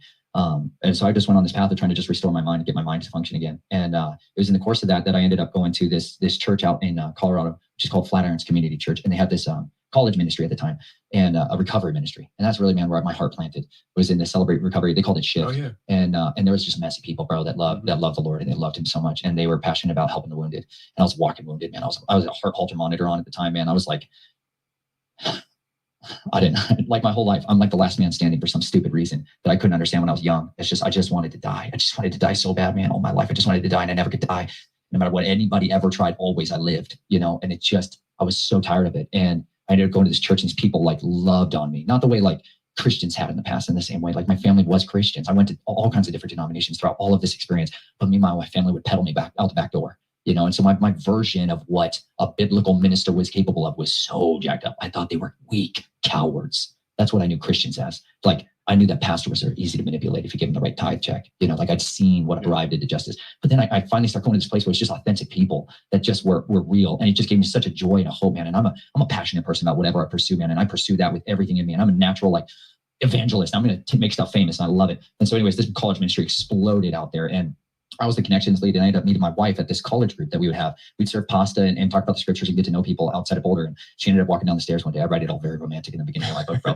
I was like chasing her, and she was like, not about it, dude. I was couch dude at the time. I was like living on a couch because I wanted to have this Harlequin Great Dane, great hunting dog. They're a castle dog. That's what you use, guard your castle. When the master is in the house, they're wonderful. When the master is away, they'll rip your throat out. They're amazing. Anyways, I was raising this dog, so I had to live on a friend's couch so I could have this dog in my dreams. And I met her, and she was just like way out of my league immediately. And I just was like, not happening. It's not going to happen. She was like way older than me and highly successful. And I was like eating out trash cans, and so she liked me, man. It was great. It was beautiful, man. I don't know how, but it worked out pretty well, man. I romanced her like crazy. I called them adventures. We didn't call it dating. I just took her on adventures way late at night. She used to work night shifts, so we hang out at 3 in the morning.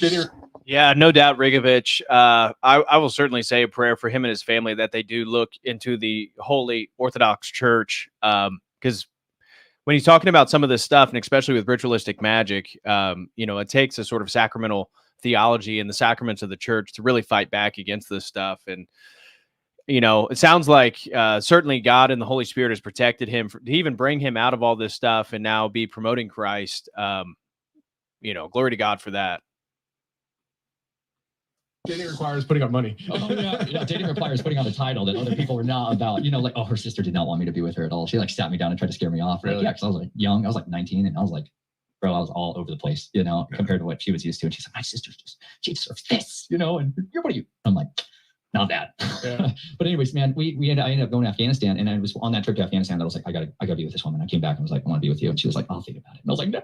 I was crushed, but she ended up doing it, man. We ended up being together, and we ended up getting married a couple of years later. And dude, I didn't tell her any of this.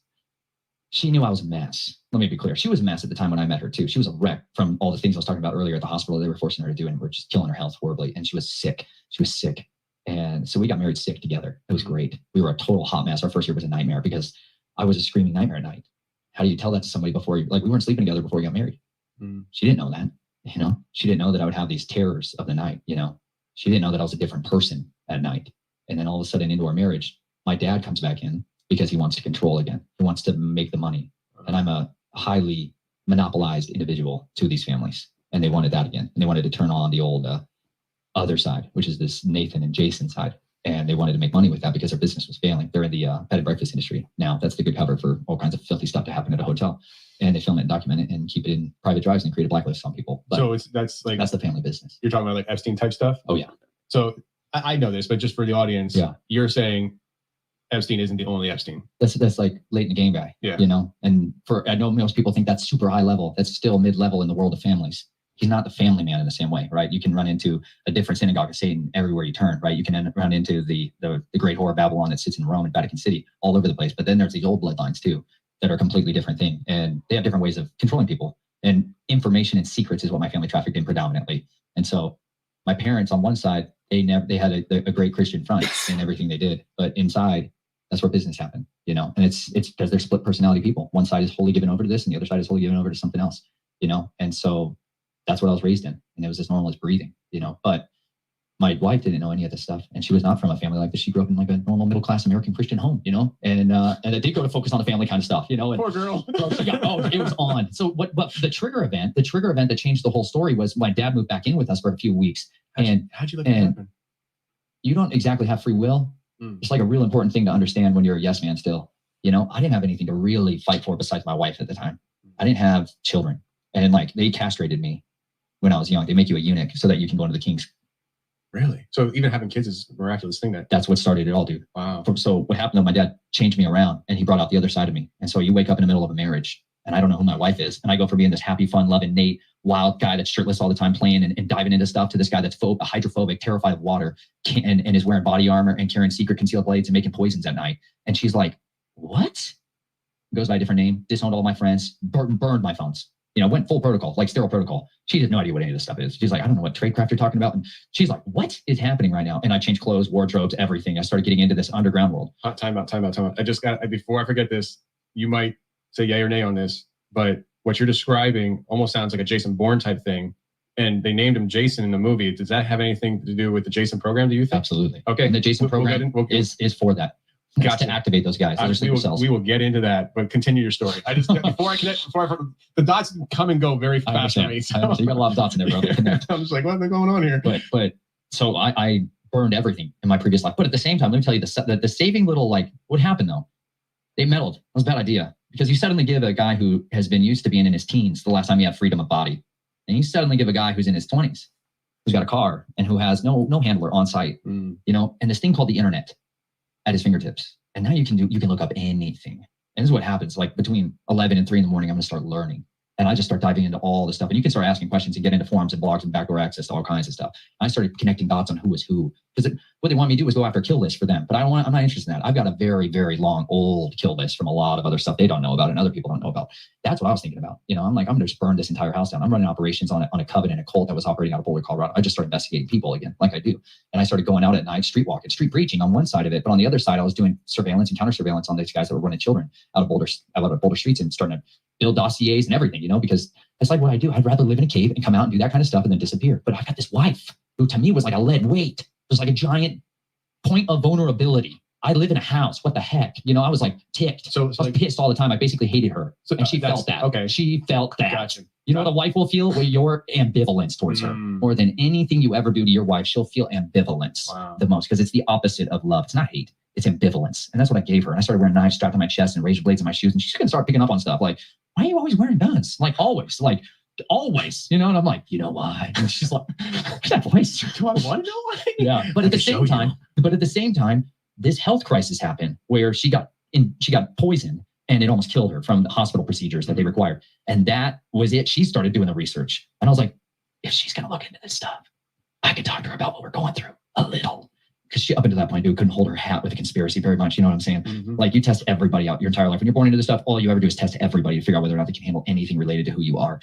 And she was growing up, she was getting stronger. But then she got pregnant. And this was I ended up having a surgery. Let me go back a step. I ended up having a surgery because I had horrific constant testicular pain. I had a lot of kidney pains, kidney stones, peeing blood all the time. Like my body's been through hell, you know, and I have catastrophic shutdowns of my organs regularly at the time. And I ended up getting a surgery to try to help alleviate that. Well, about a year after that, we ended up getting pregnant, which was to me a miracle that I knew the Father wanted me to actually have children, which meant I had to choose. This was the whole story of whether or not I give my daughter over to the family to have access to the trust fund. Which your dad was there for, essentially. He was there about previously for a few weeks. He would come in and stay intermittently when he wanted to do workup stuff, but then he moved back down there. He's a critical employee of massive infrastructure in the state of Colorado, like sits inside a bunker and controls all kinds of stuff. Very successful in that realm kind of person, but a well-placed asset if you want to destroy the entire country's continuity of their grid. He's part of the power control system of the natural gas system, so he can shut down all the power plants.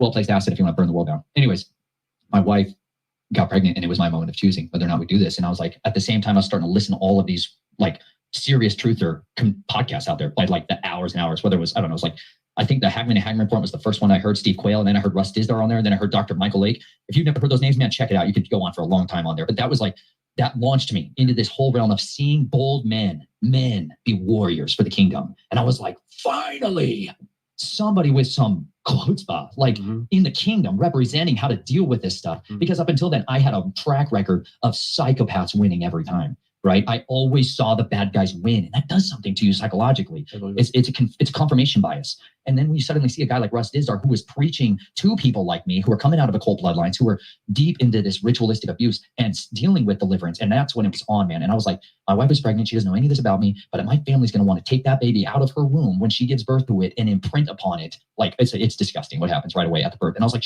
they're going to drug her and they're going to take her child. You know, she's not going to have any clue how they do this.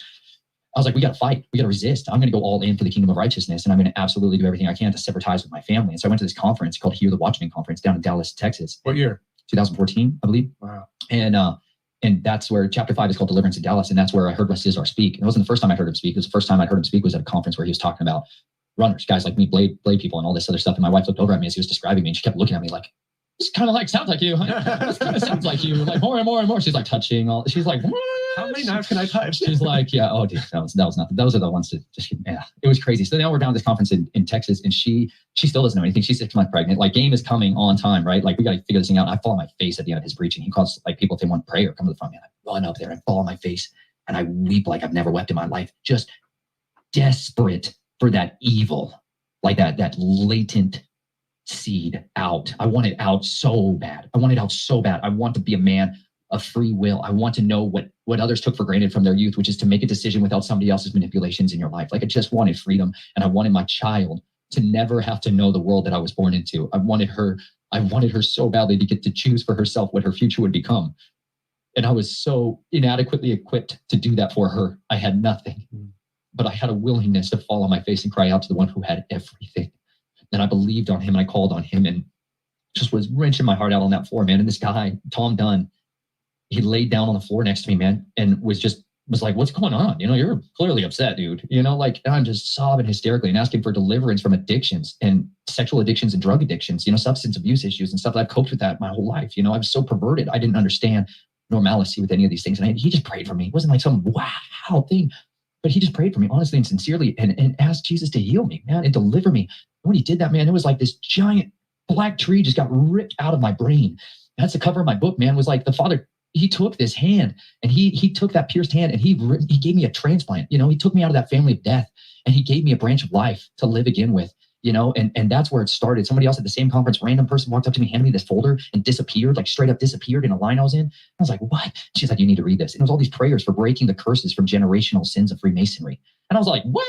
And I'm like, what is this? It was Isaiah 54 Ministries. It's on my website, but they burned that website to the ground after I put my book out. But I've got it archived and stuff if people want to still see that. But I went through it back in Colorado and I prayed those prayers, man. And I did all this renunciation for all of these oaths that my family had taken and that things that I had been a witness of. And that's when it was on. That's when the war kicked off, man, was because then all of the memories, everything was there at the forefront. And that's when they knew I was not going to be a part of it. And that's when I went direct back to them and was basically like, listen, I forgive you guys personally for the wrongs and the evil that you have done to me. But you need to understand, Grandpa still is a pervert. Like, and you're still taking your grandchildren to him. And that better stick and stop. You know, like it was like a showdown. Initially, my dad's like, I'm sorry, I know this stuff happened to you. I'm really sorry that it happened to you. Like, I'm the dad, I'll fix it. And then at the same time, he was like, don't tell your sisters. Don't you dare tell your sisters. You can tell anybody you want. I don't care. Just don't tell your sisters. So that's immediately what I did, right? I'm like, game on, son. You want to fight that way? So I went and told my sisters. And then it was just this, she crawling up in a fetal position and reverting back to this infancy thing and just like, I don't remember. And then they bring in somebody else to live with her, like a handler to scrub her and control her because they have big families still that are still in, you know, and that's your sisters are still in? Oh, yeah. So when you talk to your sisters, I have not talked to them since. Okay. It was the last time I talked to them. They didn't remember at first and you were triggering memories? Is that what was going on? Yes and no. Well, my oldest sister, I don't name any of my sisters because there's a lot of innocence still at play. I'll name all kinds of people, just not them. But my oldest sister, like when I started talking about it, reverted back to the stuff. And was like, I need help. I need counseling. I need deliverance. I need, like, please help me with all this stuff, right? And she wanted help and wanted to get out. And the next day when I went back to talk to her, she was gone. That version of my sister was gone. And they had this young guy that had moved into the house overnight. And she literally couldn't tell me anything about anything I said. She didn't remember anything that had happened. She didn't remember, like, me coming there to the house the previous day to talk to me about any of this stuff. She was just completely aloof, right? And that was my last interaction with her. And my dad freaked out when he heard that I told her all this stuff. And then I went to talk to my other sister, who was closer in age to me, at a splash pad. I talk about this stuff in my book. Her and I are visiting at the splash pad. I brought my wife, Chelsea, with me as a kind of corroboration to all this stuff. And she was really responsive in a good way. But then right in the middle of it, my dad showed up at the park. And I mean, he slammed into the parking lot and came barreling over and had this screaming showdown with me in the park, calling on crazy and powers and stuff. Like, the guy went from his Christian self to this whole other thing in front of my wife's face for the first time. My dad was he would have never seen a lick of scary ever until that moment. And then this other thing came out of my dad, the principality of the Reynolds family that he is in covenant with. And that came roaring out and cursed my marriage, cursed me with insanity, cursed my wife. You're going to be naked. All these horrible things. He's screaming and cussing at the top of his lungs at a splash pad. This is like a real splash pad. Little children like, yay. There's this like demonic massive battle going on over in the corner. And I was rebuking him and calling, like, it was like the sword that was in my mouth was far greater than his, because I had the power of the authority of the Holy Spirit like I'd never had in my life. And I couldn't even hardly articulate the power that was on me. But he physically got up and ran away from me, screaming over his shoulder, ran as fast as he could and drove away, terrified of me. And that was the last time I ever saw my father, was that moment. That was the last time I ever saw my sister. You know, I've not spoken with any of them since, you know, because at the end of the day, they still sent my grandfather there to receive my daughter when she was born. He still flew up to the state to try to get access. I had a sting of one-man army standing in the birth center, you know, ready to run and gun with that guy if he showed up. But my family's never had access to my children since then. And now we have more children. Now I have 4 children. And that was the start of so much. Hey, guys, the video is sped up. I don't get like Chris Peck and all these people. Like, the video sped up. Stop with the cocaine and Adderall. Just like watch the clip. If you're not interested in watching a video that's 4 hours long at 1.25, you know, you can leave. I don't get like the distraction of acting like somebody's on drugs because the video sped up. Like, come on. Anyways, guys, smash that like. We got a few super chats that sent in. As you can see, I wanted to let Nathan put a lot of this stuff in his own words as opposed to me kind of providing you guys an overview, because it's so really insightful when he speaks about himself. We got a couple super chats that came in over on Dono Chat. Frank Horrigan throws in $30. Thank you very much, Frank. He says, why do World Orthodox pretend like the true Orthodox don't exist? I don't think nobody pretends they don't exist. They're just schismatics. and they always give a Catholic response. Okay. I doubt that's the case. Why won't they debate us? I've been banned from JD's and Kyle's chat. It's so disingenuous. Well, it could be because you guys are annoying and you distract live chats that are on totally different topics and then want to debate people in the live chat. So if you want to see a good chat, look at Father John Whiteford. He debated the gentleman who's priest in the True Orthodox Church. Anyways, they had a good conversation, very cordial. And, if you're not in communion with the historic church, I don't know what to tell you, but I do appreciate the $30 super chat. And so there's plenty of debates on Eastern Orthodoxy and the genuine and true Orthodox Church. I don't get the idea that you guys are some persecuted group when you chose to break away from the true church. And then Dano throws in a very generous $50 super chat. Thank you so much, Dano. He says, YouTube is not allowing me to gift memberships. A few people have said that to me recently, that they've tried to gift memberships and YouTube's not letting them on my channel for some reason. I have no idea why. He says, thanks for all your work. I just wanted to support. Your work helps more than you know as I struggle coping with a myriad of health problems. Congrats on the marriage, and thanks for being a great example to men. Well, thank you so much, Dano, for the support. I do appreciate it. Yes, it's Father Joseph. Father Joseph, and who I've interacted with. He is a nice guy. I've never had a problem with him, and I've really never had. I'm pretty cordial with all the genuine and true Orthodox. I do believe they're schismatics. But I've had Bishop Maximus on, who's a bishop in the church. Very, very intelligent and insightful guy. So I don't get the idea that we don't, at least on this channel, I don't spend a lot of time demeaning anybody from the genuine or true Orthodox Church. I do believe they're schismatics. And even when Bishop Maximus came on, we began the stream by asking him to address that. But I've also talked with Orthodox priests, and they hope that one day this could be reconciled, potentially with ROCOR, and that maybe they can be brought back into the fold, because there's a lot of good believers that are in the genuine and true Orthodox Church. So I've never had a problem with them.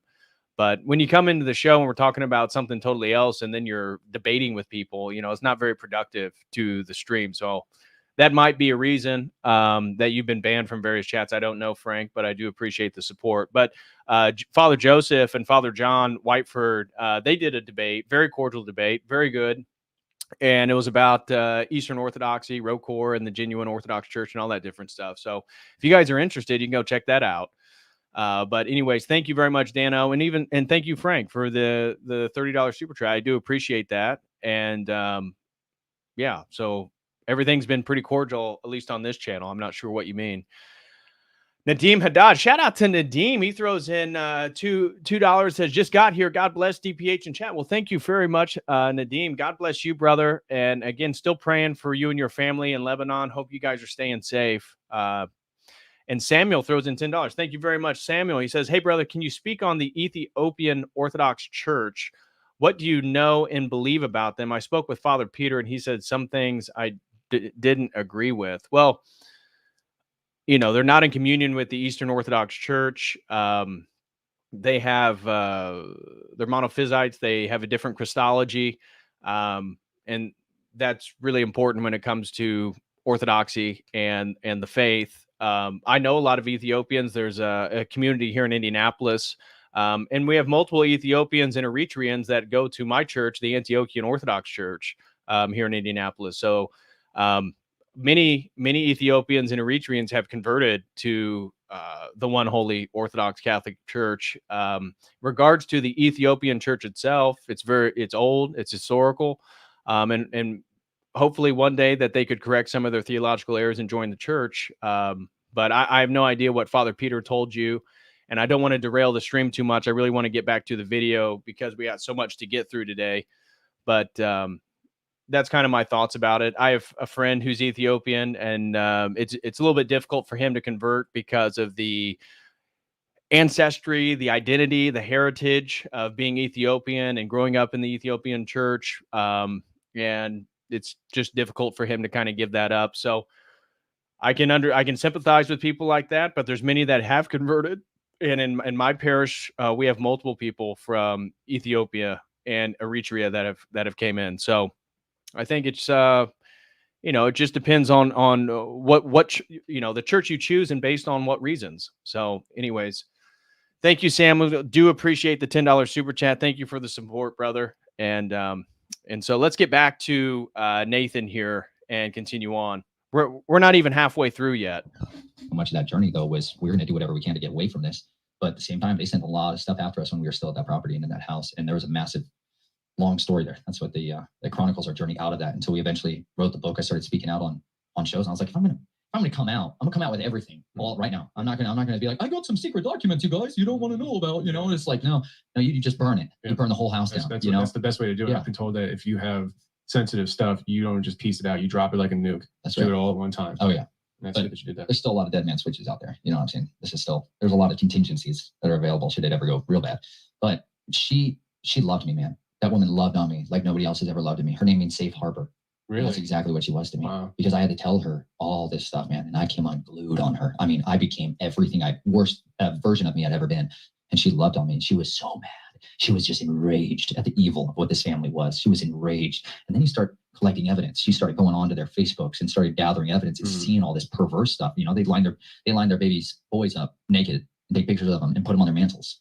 Like, you come pick which one you want. Like, this is real family business. You can walk into their house and they have like framed pictures of children, little boys stacked up in the entryway when you walk into their house. So you could pick which client you wanted. You know, and she was finding that on Facebook. Bro, you'd find us on. They think it's cute. They're like, oh, it's just cute little babies and boys and stuff. And I'm like, no, dude. My family had a photo album that they would hand to a customer, and they could pick what version of me they wanted. Like, this is like a menu that they offer to clients. This is really how like the business works. It's like, this is still a reality. So, all right, version of you.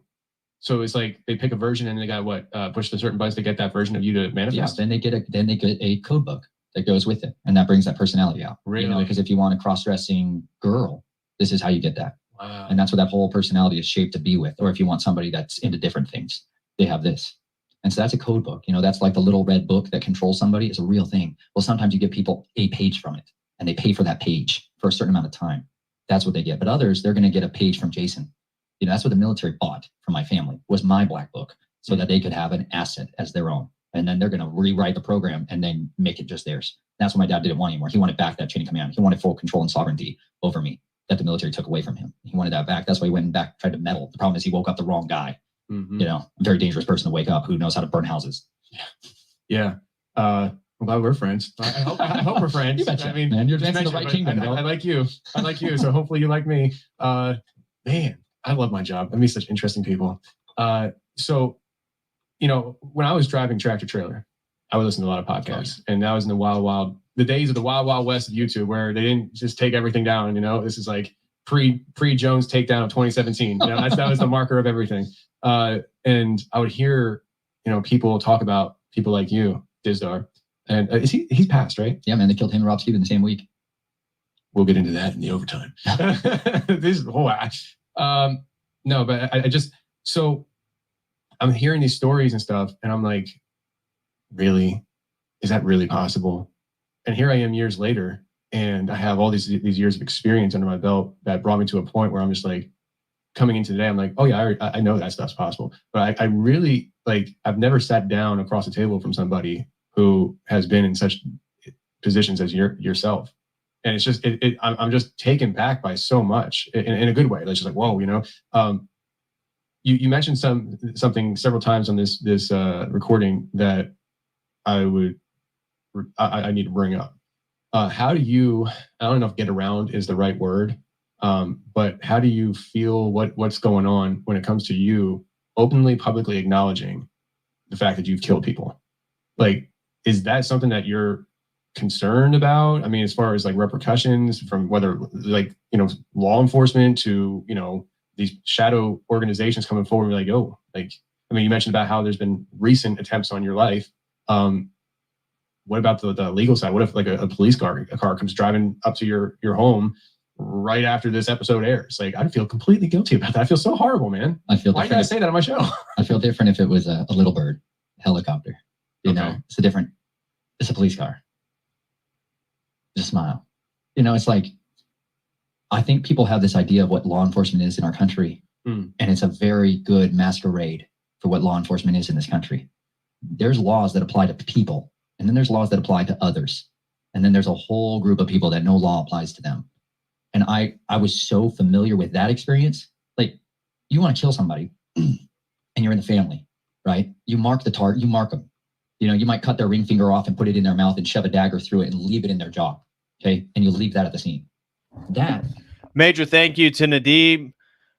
He just gifted a Cold Crew membership. Thank you so much, Nadeem. Let me see who got that. Alex was gifted the membership. Well, shout out to Alex. I know he's already aware of a lot of Nathan's stuff, so appreciate you being here, Alex.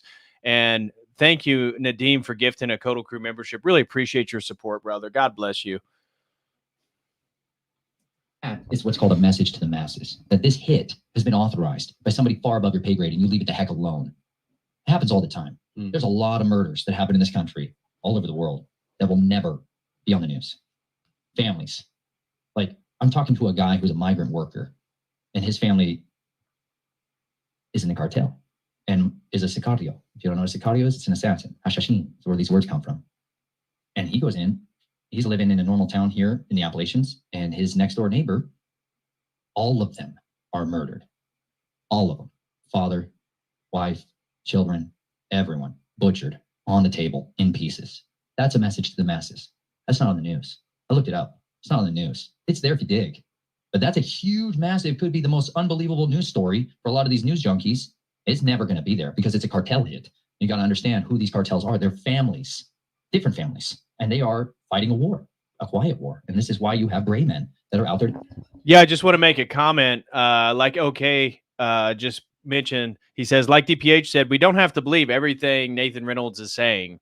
It's enough to know that in regards to these satanic cults and these bloodlines and these rituals and the abuse that they do, we know that that's real, and use your discernment. You don't have to believe everything. I know people are calling into question. That's okay. We're not here to promote everything the guy says.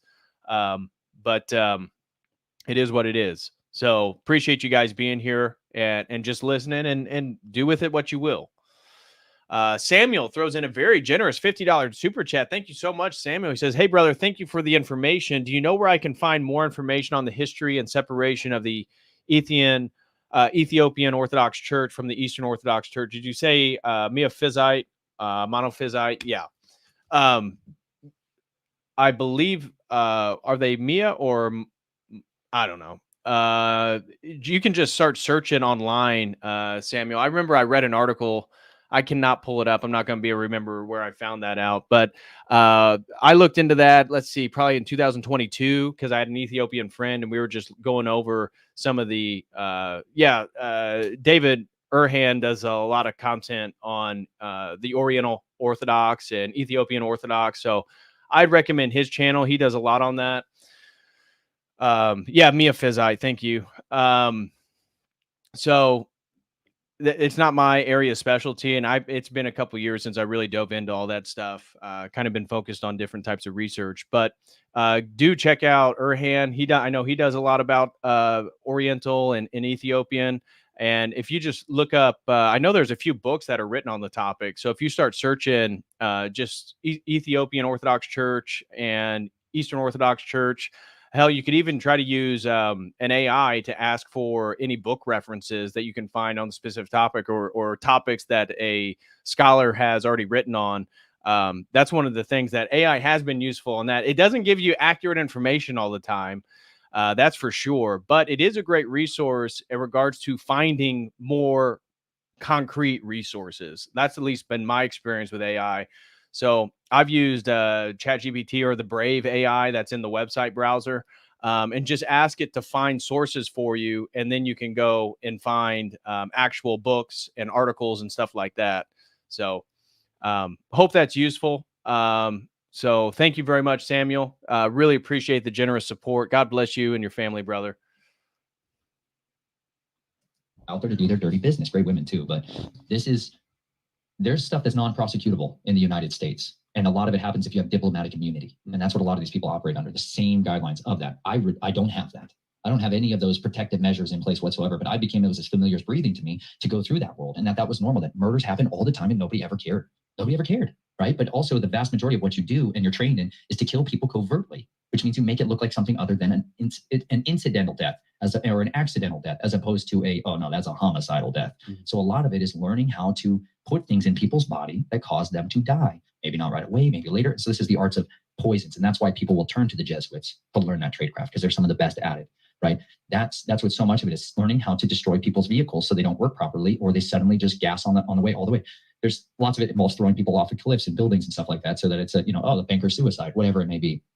That's why the vast majority of the stuff is non-prosecutable, because all of it, if you look into it, or if they start finding where these bodies are, they're going to look like accidental deaths. That's what the vast majority of it is. But at the end of the day, like, I believe that the truth is what will set me free. Like, I know his word, and I believe his word, and I know that it is what sets me free. And at the end of the day, my physical body on this earth is irrelevant towards the kingdom that is coming. Like, I have a duty to continue to advance the kingdom of righteousness.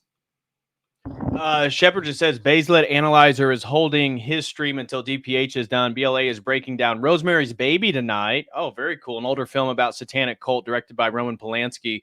Well, I will raid this stream over to BLA's once we're done. So we got to keep it on 1.25 just so we can get through everything. And then at the end, for everybody who's here, I will raid BLA. So go over there and support our brother, Baselet Analyzer, and the great work he does. So God bless him. And anyways, let's continue. Righteousness, no matter what. And I have a duty to speak the truth, because he says in here very clearly that anything that I did in secret is going to be brought up to the light. Everything they've done in secret is coming to the light. And I'd rather be the one to bring it to the light than the guy who's my enemy to do it when I don't want it to happen. So I knew sooner or later, if I'm still going to live and have a family, I better tell people my worst things right now, as opposed to it coming to the light later on when I've been trying to do ministry and trying to raise a family and just be a righteous man and trying to no longer be the gray man. And that's a war that still happens internally on a regular basis, because I find cults everywhere. I find child abusers everywhere. And it's hard to turn off old, well-seasoned, strong muscles to just turn their world inside out. But you realize that there's a way that you have to do this. And anybody that's out there on the front line that's spoken about these things, you potentially do suffer the consequences of it. But you know what? At the end of the day, I'm going to advance the kingdom no matter what cost is. I've had police surround my vehicle before. I've had experiences like that, not for me miraculously, but for somebody else, and every time I'm kind of waiting for that shoe to drop, I felt that kind of anticipation that it could happen. It could, and that's part of it. But if that starts, it's going to unzip a whole lot on the things that's called discovery in a lawsuit. That shouldn't be discovered. Dang right. Yeah. And that's why these things get dismissed, because of reasons of national security, and nobody's going to have a freaking idea of what happened in there. And that's what I experienced plenty of times. Yeah. I've seen it never come to court, because that guy, like when I do blood tests, like that gets sealed. Like if I tried to donate blood today, you would not believe what the heck happens to the poor guy that I hand that blood off to, right? He's going to go through a freaking hell, and they're going to recover that because it's classified technology, what's inside there. They're like, you're not allowed to have access to this stuff. Like that's what a lot of these soldiers come out of these programs, and they're like, you're not allowed to give blood ever. If you go to a hospital and you go to check up, you better call us before you do. And this is the stuff that ends up happening through the rest of your life that they don't tell you about when you're like, yeah, I'm around all these guys. I want to be stronger. I want to be stronger. I want to be strong. I want to be able to carry all kinds of stuff. And they're like, here, you just come line up and take another shot in your arm. You're like, yeah, I feel great. I feel like you're dying for a while. And then all of a sudden you're like, I am carrying 260 pounds. I'm a little dude. I was like, this is great. Give me more. Right. And now it's like, you could go off all day on that. But what they don't tell you is the side effects. And you're like, yeah, you're probably going to only have a kidney for about another year. And that's what happens. You're like, why are all my teammates dying? Why are all of them dying? All of them. Why are all of them dead? The purpose was served. Yeah. Wow. There's a duration on those things built in. Wow. I had a guy on the show not too long ago. I think I mentioned this to you earlier, but he basically, he didn't want to say he was a super soldier. I called him a super soldier because you don't need to brand it. Yeah. I was like, dude, like he's like, listen, I was in the military. I was young and I received these shots. And when I received these shots, I was able to do things that I couldn't before. I think he could run the mile like incredibly fast. His strength. He said it wasn't ultimate strength. He said there's parts of his body that just seemed normal strength, but then if he did a certain exercise, like it would be like, whoa, couldn't do this before. He would max out like machines and stuff. And I have to run a show, so I called him super soldier. But I don't know how else to describe him. But he seemed like he was very hesitant to really cross that line. Like, yep, that's what happened. Like he's like, I don't know how to explain it. I'm like, I'll do it for you. Yeah. That's Uber Punch. Was that? That's the super soldiers from the areas. Germany? Yeah, but that program does their children. Don't forget about the breeding races. They bred hundreds of thousands of women with these super soldiers, and all their children was the progeny of that. That's who we're talking about. All those people got jobs in certain places and began to have children of their own. Like these families have been doing genetic meddling for a long time, and other people just stumble into it. Like there's scientific community who stumbled into it a lot during World War II. But this is old religion stuff. This is what made the families rule people. Because like most of you guys can't stay awake for 3 days and be brilliant the entire time. Most people I've like had to learn this over life. I love how he said you guys. You just said it 9 you guys. Not me, you guys. You said earlier it's like 9 p.m. and you were tired and you didn't want to get something done. And you're like, yeah, man, like you've been awake 3 days. You know, like it's weird. I didn't know it wasn't normal until I sat down. My wife and I stopped watching the TV, man. We started talking to each other face to face like this. And all of these stories began to come out about what her childhood was like. And I was like, what?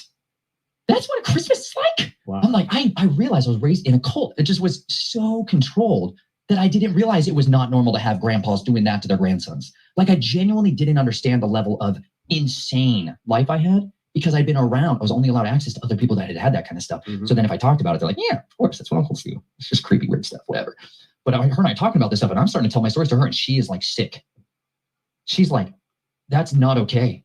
Like that should never happen. I'm like, I'm telling you about one day. I was like, what do you mean never happened? Like happened for years. Like, what are you talking about? Like, I didn't have the paradigm of understanding what a normal person life was like. My parents, my mom, the women would stay awake when there was these family reunions because it was disgusting. And they didn't want their children in. And so they would stay awake for days. And I thought that was normal. They'd be awake watching everybody, like all the time for days. And they would be out of their mind by the end of it, right? They're like hallucinating and all the rest. But they just didn't want their children or grandchildren to go through what they knew their husband did, what they knew that his brothers did in the Knights of Columbus. Like they just wanted to try to protect him. But I thought it was normal that parents and moms would be awake for days on end and just suddenly pick up one day and we're going to travel 2,700 miles, you know, and like that's normal. I thought that's how people were. I didn't understand people needed like rest and recovery and all of this. You could just switch personalities and keep going and backlogging it and use augmentation from whatever, drugs, people, anything you needed, you know, but like they extracted all kinds of stuff out of people and that was what they would run off of, you know, and it was their little serum, you know, that they would, their nectar of the gods that they would run off of, but it's just human hormone isotopes in a lot of ways, blood plasmas and stuff like that they would use, but this stuff would just jack them up and they just go for days, you know, and it's this new way of augmenting the brain that they utilize. And other people think they're just buying little pills, but that's what they're getting, you know, it's the byproduct of that industry. And so it took a long time for me to hear that. But when I hear people talk like normal about like energy levels and capacities and things, like it helps to humble me back to like experiences around of like, not everyone's lives are like this. Not everyone's so extreme in everything they do. There's people that live balanced lives and it's good. And I think that's what I was genuinely hungry for by the time I met my wife and by the time we started raising a family. It's like, I want to know what it's like to just raise a family because I realized I had no idea how to do it. So I started just moving with my RV into places where people were living in a way that I wanted to. I wanted to imitate their lives. So I started living around families that were raising their children in this very peculiar way, raising them up at home, on farms, on homesteads, on properties. Like I'm just a sponge for learning and adapting what I've seen to be successful and imitating it. And I just wanted to be around authentic men. You know, I was so hungry for it because most of us are raised by idiots. Most of us are raised by women. And that's on one side good. But if you don't have a righteous man, a zealous, passionate, like capable father, you're so broken. It sets you up for failure in a bad way, especially once you have children. And so much of my life now has been trying to build a new family, build a new legacy and understanding of like, what can we build without the access to the empire? Because I don't want the blood money. Like I want my children to know purity. I want them to understand what the gift is of creativity and curiosity. And I want to cultivate for them a life of abundance and of passionate pursuits. And that's what's led me to permaculture and into studying under all these regenerative farmers and into this just whole other industry that I have such a love and a passion for. You know, like I was cleaning out chicken pens and goose coops and rotating tractors and moving fencing. I was up till 11:15 last night moving poly netting, you know, so that my geese have some more better grass to get onto, you know, like, and I love that, you know, I love that. But at the end of the day, like, there's another half of me, man, that just, I drove through a tunnel on the way here and I could have cried. I felt like I was coming home. You know, like I miss the underground. I miss that world. I miss my brothers in arms, you know, like there's a lot of them out there and a lot of them are dads now and they're just still sleeper cells. You know, they still don't have a clue on how to get out. They still have no idea how to stop the nightmares and how to stop the screaming rage fest and how to, like, they're doing everything they can to hold it together, man. And they're falling apart. And that's why I'm out here. So on that note, I'm assuming one of your motivations is to help them get out. Yeah. Or stay in and get it done. You know, do you want to go back in and get it done? Bro, every day of my life. So, but I made a different choice. I made a covenant with my wife. That's different. You know, yeah. My wants became subjected to another, and her needs supersede my wants every day of the week. And I got to lay down my life for her. That's the joy that I get to do. I get to sacrifice my dreams on the altar of marriage, and it's a good thing because then I allow the Father to build for me an inheritance that I didn't gain hastily. Wow.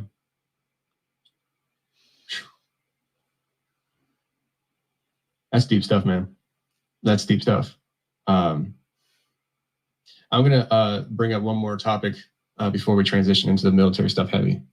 And this kind of goes back to these creatures and such. You said about underground. Do you think that there's coming a time where they're going to be coming up in abundance and humanity is going to be faced with a very real reality, not just dorks like me that have a podcast to talk about it. But these normal people who think I'm crazy, you think they're gonna be faced with the reality that these monsters do exist? And what do you think that would look like if it happened? I think the better question is what's been written, first and foremost, because I can have an opinion on an idea, but it's been prophesied that this is absolutely going to come to pass. Mm-hmm. And it says a third of, like, dominion is going to get given over to death. And this is why I say it's the underground for a reason. Like, that's where they build their armies. They build them inside the earth and they release them when they're ready. But it says that dominion is given to them to kill a quarter of the earth with a sword, plague, with famine, and the beasts of the earth. That's not your little chihuahua. Mm-hmm. You know, this is the beasts of the earth. These are the real beasts. And these are the beasts that know they're beasts and they've embraced it. And there's a lot of people that, I mean, man and beast were created on the 6th day, both of them. There's a difference. We're image bearers of our creator. The beast is not. But any man can become a beast if he wants to. And he's willing to do anything it takes in order to become that. And there's a lot who have done that. And then there's a whole lot of them that have been bred and created and cultivated and shepherded for this time. Because they're their soldiers, you know? Like the conquistadors, when they came here, man, they came with an armada. Okay? They came ready to invade. And they brought beasts that these people had never seen in their lives. You got to understand what a horse did to these people. Because the horses had been here in the Americas long before the Spaniards got here. That's a lie that you all learned. They're like, yeah, the Spanish brought the horses. No, they just don't want to tell you that the horse has always been here. It's just that it wasn't all over here. And when those war horses showed up, right? These are animals that get drunk on blood. These are animals that eat blood. These are dogs that are trained to eat blood. Elephants that are used in battle that are trained with mulberries to eat blood. Like, these are beasts, and they are nothing but a beast. You don't put that beast out in the child's playground because it will kill every child in that place. Those are the beasts of the earth. And there's a lot of those kinds of beasts like you're talking about. People might throw in this cryptid category, whatever else. But no, these are just hunters and killers. And that's what they're effective at. And I believe a lot of them, though, still have the capacity of sentient thought. And they're capable of having a redemptive plan of their life and a purpose and a trajectory. Just most people aren't ready to comprehend or contend with that. So that's why, like, I'm out here trying to tell people about dragons. I'm trying to explain to them the realities of what these serpents are and understand what this class of beings really are and their progeny are. And that we are still have dominion and authority over them no matter what they are. But also with some of them, you better learn how to fight kinetically against creatures that are not on what you would consider as your top 10 big game animal hunting stuff. And that's what launched me into advanced weaponry and development with the military and stuff, is because I wanted to fight back against something that had scaled armor that was like sapphire hard. And I'm like, that's what we put on our battle tanks and our helicopters. Like, how the heck does this creature have a skin that produces a scale that is as hard as a sapphire? Well, I better figure out what a better kinetic penetrator is to get through that. And so that's what launched me into this desire, was to physically learn ways to fight these creatures. I had to find out how to do that. And now I think a lot of people are in this la-la land, but they're being incrementally exposed to it through media and entertainment as a way to soft condition them with disclosure to be able to palatably accept these things. And that's been a conditioning of the masses through its own form of behavior modification, so that they will have a category in their head of what to do with that when it shows up on their door. But the vast majority of them are going to be given over through terror. They're going to be terrified and they're going to freeze. And that's all it takes, man. You give a predator a frozen target, game on, son. Mm-hmm. That's what happens. A lot of them will fall to that. Wow. Well, we're just getting started. And I want to talk to you more about a lot of this kind of stuff. But before we end down this first segment, I want to bring back up the book. And like I said before, the link is in the description. Snatched from the Flames, One Man's Journey to Uncover the Family Secrets Buried in His Bloodstained Past, Nathan Reynolds. And I appreciate you being here, man. Is there anything else you want to promote other than your book? Yeah, man, they can go to snatchedfromtheflames.com. That's a better place that they can go to. Perfect. To find everything, all our media content, because we also have a YouTube channel at youtube.com/Nathan Reynolds. And the Linen Railroad, Rumble, same thing. And Snatch from the Flames is the Twitter handle as well, or TikTok. They can go there. But I have an audio version of the book as well, and you guys can download those there and name your own price. I also have an entire recording of the audio of the scriptures that I did, which to me is far more imperative, is what's been written as opposed to what I've said, you know. And so I just hope people would be able to find comfort in His Word and find restoration of their identity and their calling, and that they would embrace the path of life, man, and flee the path of death. Well, if you didn't like this episode, I don't know what got you guys here, because this was a heater. I appreciate everybody listening to the show. We're in the overtime, and people just missed a fun little story that I'm not going to ask you to repeat. So it's not imperative. Don't worry. You missed out. We're just talking about hide and seek and his special skills with that king. Yeah. So, terrifying farmers. Yeah. Okay, so that was an awesome first half of the show, and gosh, man, like, talk about all over the place. Like, you're one of those people that you have so much that you're spitting out things that I was like short circuiting. Like, I was like, just hold on to that. Please don't forget that. That's why I'm like typing down notes and just like keywords, like, you know, trying to make sure I remember. And we, throughout the period of that conversation, we touched on the military stuff, and I want to kind of turn into that. And that might loop back around to the things we were talking about, but I want to make sure we dedicate time to this idea. Because one, I find it very interesting, but it sounded like when we were talking in the pre-show, how like it seems like there was like that's like a distinct chapter of life for you, and obviously ties into it, like you said about how your dad sold to the military that page of the book kind of thing, here's the codes for that, And so from that launching pad of whatever I just said, I guess you did reference the different things throughout that conversation where like you wanted to go into the military. Was going into the military for you something that was resisted by the family, but they basically said, okay, fine, you can go into the military? Or was that like that's perfectly acceptable, like, because obviously underneath this kind of guidelines of a life, it sounds like they had plans for complete control of you forever. And so was that part of their controlled plan or what? Absolutely. Yeah. What I was aloof to throughout a lot of my life was that my family was working very hand in hand with the military, and my dad's handler was a military asset, and I didn't know it at the time. And he was just another uncle to me. Like we would go on all these trips to visit uncles and friends but they were always family members, not biological. And so my uncle was a dentist in the United States Army, and he was the one who was in charge of a lot of the running programs on soldiers. Every soldier's got to go to the dentist every so often, and it's a good position to have your mind control handler sitting in, and so it was from early on, I got baited really hard when I was a teenager, really young teen, like 13, because they busted a special team, busted a child abuse situation that was taking place that I was present at. And I got to see them do a rescue, and I got to hear about this team that was called the Lobos.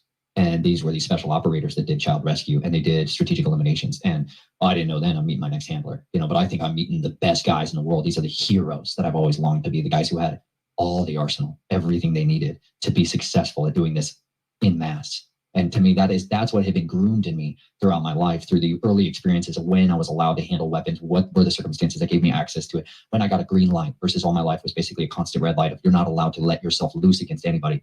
My whole life in childhood, I was conditioned to be anonymous, to never stand out, to never be excellent, to never pop up on anybody's radar ever. And that's why we lived it. I didn't realize how much I'd been conditioned to that mentality. And the only time I was ever allowed a green light to come out of that was in this exceptionalism mode when I was out hunting, when I was out seeking and searching for targets. That's when it was allowed to all come out. But otherwise, it's just compartmentalized in that other side of me. And what happened was I started getting introduced into this scientific community of parents. It wasn't like guys in suits and stuff like that. It was like dads at luncheons and barbecues and stuff like that. You just start like meeting. And they are part of what's called the Jason projects. And the Jason program is a scientific committee that is a advisory group. Basically, they're consultants. That's how they bridge themselves. They're some of the intellectuals, you call them, or guys that come out of universities. And they were recruited during the Cold War. And their goal was to deal with all these nuclear weapons secrets. And what are we going to do with contending in the Cold War? And so they would come to them, the United States Navy, the Army, whoever would come to them and ask them to fix a problem for them. And they would pool these mental resources together. And they would meet a few times a year and discuss all these issues, super top secret, right? Above top secret. Anyways, they started this program in Southern California. And this is where my family had all these connections through the child trafficking organizations that were down there. And they started getting connected to this scientific group. Well, when you show a certain level of accolades, when you do personality testings, they start really early on in these families. They start trying to figure out exactly what cranks your gears. When you start popping up on certain algorithms, they're going to start to push you into different fields. And so my family chose for me the field of military intelligence and military espionage, counter-espionage. And that's what, to me, I liked it. And I wanted to do that. And so I got introduced to these people that would become my handlers. And there was part of what's called the Junior Jason Project, which is something you can look up online today. That's a project that now tens of millions of children have been through. They may not understand what it's for, but they pair these super elite specialized teachers with children and give them a custom catered education that gives them access to a totally different realm of normal schooling to what children have versus others don't. From that, they have finders inside there to recruit children into the family or into one of these interagencies. Like this is what NASA recruits from a 9-year-old child. That's a genius. They're like, we want them to be ours. So then they give them a tutor, a mentor, a handler who's going to cultivate them to be in these industries throughout their life. And so this is how a lot of these companies, you'll see all of them, Exxon, Mobil, Apple, Facebook, they all send their trained agents to find headhunters into this child organization to try to find them. And so this is public knowledge. This isn't like woo-woo, scary conspiracy level stuff. This is like the reality of how the world finds good managers level people. And then they want to find CEOs, and then they want to find board of directors. This is how they build them out. They start them in childhood. And you need certain children to have accolades towards psychopathy. And the way you do that is by patterning conditioning early on. Yeah, one person says, "What was the Trump assassin part of this?" I wouldn't be surprised. I mean, we know that both attempted assassins were in various BlackRock commercials, and to me, it makes sense that both of the one at Butler, Pennsylvania, both of his parents were psychologists.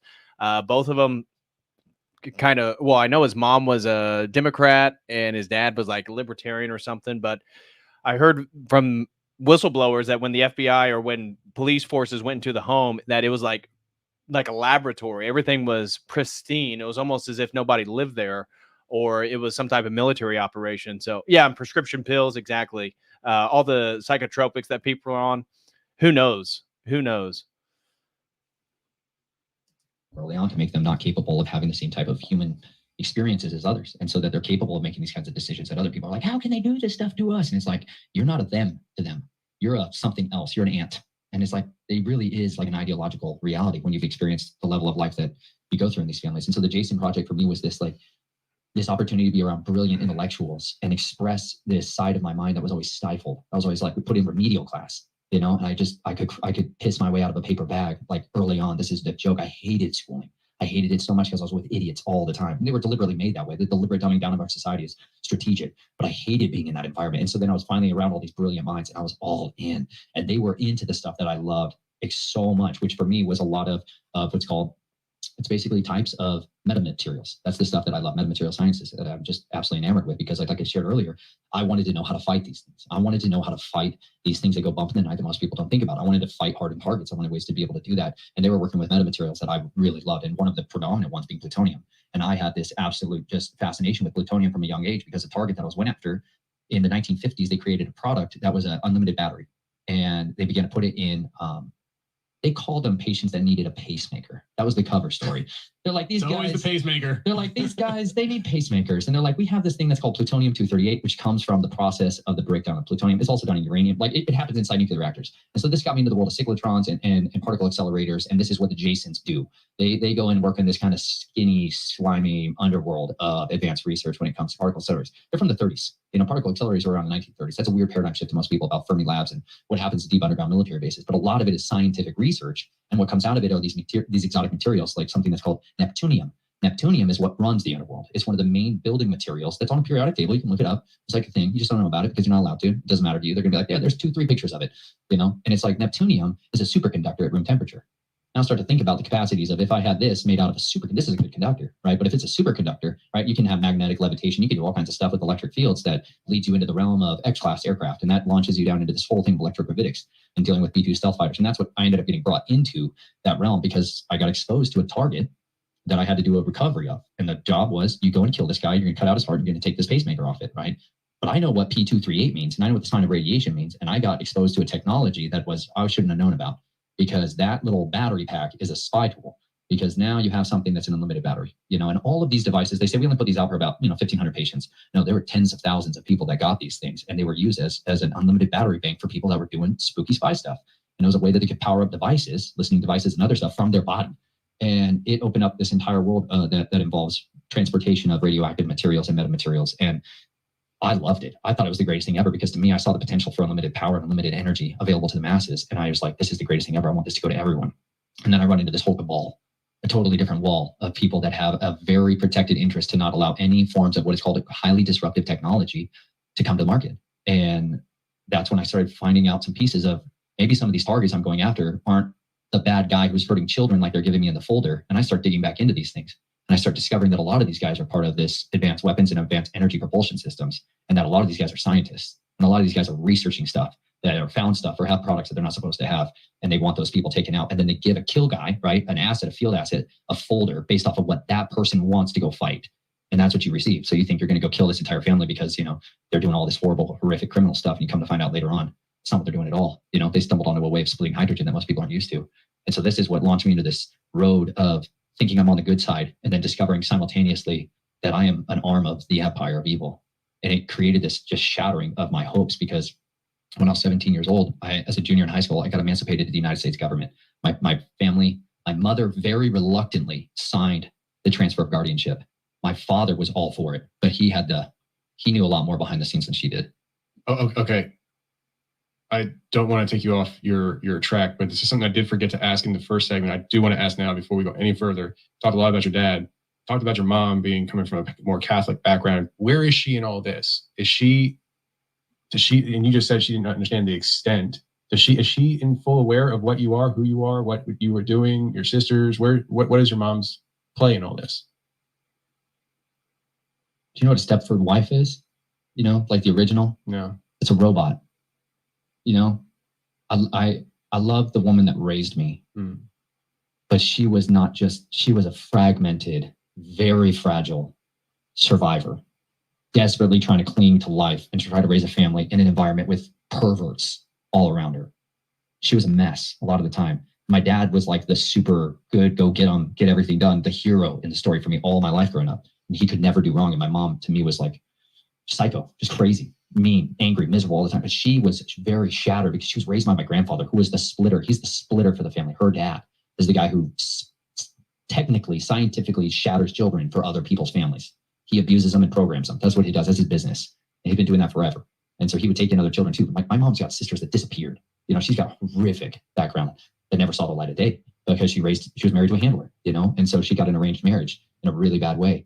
And I'm a child that she's forced to suddenly raise, you know? So she had a great love for me. I was the only boy in the house, you know, but there was a distance between her and I that was never capable of being refilled because she was not mom to me ever. And so, but towards the end of the life, when I started figuring out a lot of this stuff, and I understood my mom was much more of a victim than I had originally understood later on in life. And I could finally see so many times where she tried to mitigate the damage. But at the end of the day, she's still part of that family, and she's still online, if that makes sense. And I'm going to go out here and fight my war. And I'm going to try to shout it from the rooftops and try to call people to freedom and deliverance, no matter what it takes. And they can do whatever the heck they want. But I went and warned them. I offered them repentance. I offered them forgiveness. And they chose to fight. And I'm like an unbelievable fighter. So that's what they got, you know. But I don't have any interactions with any of them whatsoever by any stretch of the means, you know. They're never going to see my children, you know. There's no stinking way you're ever coming around any of my family. I will burn this earth to the ground to protect my family from any of those perverts ever coming near them again. You know what I'm saying? Like they know nothing of what a real man is or a real shepherd is of his flock. But I learned some ways of guarding people and protecting people. And I found out real quickly that it's a game of millimeters. And at the end of it, you know, I don't want anything to do with them as long as they're still out there playing their racket of child exploitation, adopting children out of the foster care system that are sexually abused so that they can easily get access. And I don't want anything to do with their perversion and their disgusting blood money. You know, I don't want it. And I utterly reject the ways of my father. I inherited lies and vanity and falsehood from him. I'm clinging to the ways of righteousness now. That's what fathers should do. Fathers should lay their lives down for their sons. Fathers should lay their lives down for their sons. But I'm laying my life down for my children. I'm sticking now every day. I lay down everything I want to do and who I want to be and how I want to live. I lay it down for them so they can know life. So my child can have chickens. She wants chickens. And I'm sitting there staring at this chicken with her. She has no idea that I'm thinking about something so horrific. The summers are really hard because that's when the Jasons operate. Like they gather together in these months in the summer. And so like so much of the work that I did, you know, my first I go to basic training in Fort Knox, Kentucky, and Fort Knox, Kentucky is the home of the Psy Warrior Projects. This is where they do the First Earth Battalion and all this stuff where they started bringing in the occult in a very strategic way and starting to try to weaponize soldiers spiritually in a sense, or psychically, they'll call it. So I get assigned to a totally different handler in there, and I'm top performer, top. Anyways, you just go through basic training. It's what it is. But that's where the injections came in. That's where the volunteering for these other programs just kicked off like crazy. I'm sorry, man. It was just, I was sitting there with my daughter. I got twin babies at home, and it's just a freak show. We didn't know we were gonna have twins till my wife gave birth, and I caught my son in a copper bowl. I thought I was gonna catch placenta, and I caught a baby boy. That was a year ago. So I'm still in like a bit of the like, wow, we have a family of 6. Okay, we're really into this dad thing now, man. This was unexpected. Oh, it was savage. It was amazing. My wife is amazing. My wife is amazing, man. But she is, dude. Like, I know my wife. I was in the tub with her when she gave birth to our first child. You know, I was just like, tried to catch my second one. I missed, full disclosure. I was shocked how fast a child can come out of a woman. First one took 3 days. Second one took about 30 minutes, you know, and I was like, wow. Midwife caught her. She didn't bungee jump, but I had these twins. It's a real thing, bro. This dad life's not a joke. Anyways, we want to do all things all in, all the way natural, right? We're like dedicated, psychopathic level, intense people. And we're like, we're going to have a helper. No midwife, bro. We're like, yo, who's going to be with us? It's going to be great. So you literally savage. Like, okay. In an Airbnb, bro. We didn't tell the owners.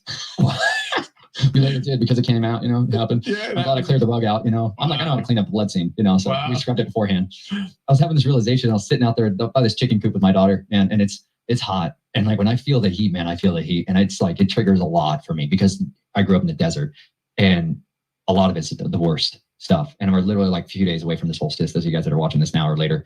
And it's a hard season for me, man. I watch a lot of people die horrifically in this season throughout my life. And I also had very wonderful, victorious moments at this time of year. But it's really hard to articulate that to your little 4-year-old when she's like trying to pick up chicken eggs and she's cracking eggs and you're just trying to be a dad. But like, it's still there. It's not like my mind doesn't lose much. It's all there, you know, and it's just, there's a lot of guys sitting here trying to figure out how to navigate fatherhood with that burden on their shoulders. There's a lot of people who killed their battle buddy in combat on purpose because he was screaming bloody murder and lost his mind and was going to give away their position, and they had to kill him. There's a lot of guys that do a lot of horrific things, a lot of gals that do a lot of horrific things that they never talk about again, and it ruins their lives. And I am 100% convinced that freedom comes through the power of confession, and it doesn't have to be to a priest. Yeah, somebody brought up a point that I kind of was scratching my head over the first time I watched this. Tree Trunk says, didn't he say he was castrated? And I looked into it before the stream. I don't understand if he was castrated in the sense that his testicles were actually cut off. There's no way that he could have children, right? So I was looking into the only instances of quote unquote somebody castrated that was able to potentially have children in the future was through like hormone castration. So I don't know if that's what he's referring to. He doesn't really elaborate, but that was one of the things that left me scratching my head. I know Rigovitz and I think Alex are much more familiar with I've only watched like 2 or 3 of these long interviews by Nathan Reynolds, but that one left me scratching my head. I was diving into research. There was no, if your testicles are cut off, there's no way you can have children. There's no historical instance of that. When I looked into it, there are instances of people that were quote unquote castrated through hormones that later in life, they were able to have children miraculously. That was the only thing that I could find. So he didn't say what type of castration, but I did pick up on that as well. But maybe somebody in the chat knows a little bit more about it. Guy, creepy manipulator in an office somewhere. The power of confession is the source of deliverance. I'm 100% certain of it. That is what has set me free. And so that's why I've set my mind to tell these things that have been so costly for so many, for so long. And you know what? I believe the Father can protect me however he sees fit. I am at his disposal, and I trust he's a good father. And you know what? That's why I talk about this stuff, because there's a lot of guys who get recruited into these projects and they think they're going into a secret scientific group. And that sounds great. They're like, I finally get to do the research that I want to do, and I finally have the tools to do it. And then they develop something that is 100% evil, and they have no say in the matter. And I just wanted, like you and I were talking earlier, I want autonomy. At the end of the day, I didn't know what it was I was really looking for throughout all of my life, but I was looking for freedom. I was on a quest for freedom. I thought vengeance was the gates of freedom. And I learned, or the key to unlock the gates of freedom. But I learned that vengeance was a tool that can be manipulated by the guys who are your prison boss, right? Just as easily as it can by the guy who's trying to save the world. And when I got into Fort Lee, Virginia, which is where my advanced training took place, I had a family member as my drill sergeant. Okay, and this is a Reynolds family. And he's an East Coast Empire guy. And that's when I finally got the opportunity to join up with the Lobos and this team that had happened earlier on, who had shown me this cool way of doing bag and tag them. And I finally got this opportunity to join this team. And these are guys, I was not a Delta Force operator. I was not on paper anywhere a special forces guy. I was a nobody nomad in the Army. And I bounced around from unit to unit. And that was the cover that you use, because you don't want to put it on your resume, spy. Yeah. But you need to know that about 8 out of every 10 military units in our United States military is infested with spies. So if you know that, you better figure out a way to build your own spy army to deal with that. And that's why the Jason projects on that side of it existed, because that's the scientific realm of a lot of corporate espionage. And then you have all these guys that you need, which are field assets, which are the guys that are the door kickers. And so they bridged that gap out there in Virginia. And I started doing wet work for the United States military. What does that mean, wet work? Strategic eliminations, killing people, and like we talked about earlier, some of that is accidental deaths, looking like accidental deaths, just overdosing with too much potassium, so it looks like a heart attack. You know, something that's not generally detectable. You're injecting people between their toes and smothering their faces. You know, there's a lot of that. Then there's a lot of stuff that just involves good old fashioned blade work, and that's all that was my thing. I didn't care to kill people from far away. I wanted to be on them. You know, I understood the intimacy of killing is 100% an intimate act. When you take a life, there's nothing. The act of having relations with your wife is an act where it can create life, and taking a life is just as intimate. And you get to know people very authentically in their final moments of life, and you can find out all kinds of things about people. And that's what I started doing a lot of, very full time, all at once when I got out to Fort Lee, Virginia. And that involved a lot of the areas in Norfolk and Washington, D.C. and the Beltway. And some of that stuff popped up on papers, you know, and that's when things got real scary, real fast, because I started realizing that a lot of these things, I think I'm going after a guy who abuses children, doing a ring roundup. and you go into a house, man, that has children on parade, and you're there in a suit and tie, and you've got to look the part and act the part, and you've got these bleed throughs of what's the past and what's the present, and now I'm the guy with the gun, and now I get to have some fun, you know, but you're not allowed to. And this is the perversion inside the United States military, is that what you don't know is that you're coming in there to take out somebody, and you're in a house full of these perverts, like, but they're not full of them, and you have to masquerade like one of them, and you're not allowed to touch any of them. And you're looking at commanders of field battalions. You're looking at politicians who you can identify on the television. You're looking at people that are readily recognized public figures, and you're not allowed to touch any of them. And this is what that broke me. This one mission going after this guy called Mr. Blue, and I've shared this before publicly, so whatever. But like that estate, infiltrating that estate and getting into that building and seeing the people in this house who have built a room, concrete, the entire room, floor to stadium seating and drain panels, and to see millions of dollars of infrastructure put in for this, that was new to me. I'd seen a lot of home economics versions of this stuff. I had never seen it scaled up to someone's like massive estate style version of it. And then seeing people that have all the ability to shut this stuff down, they're there.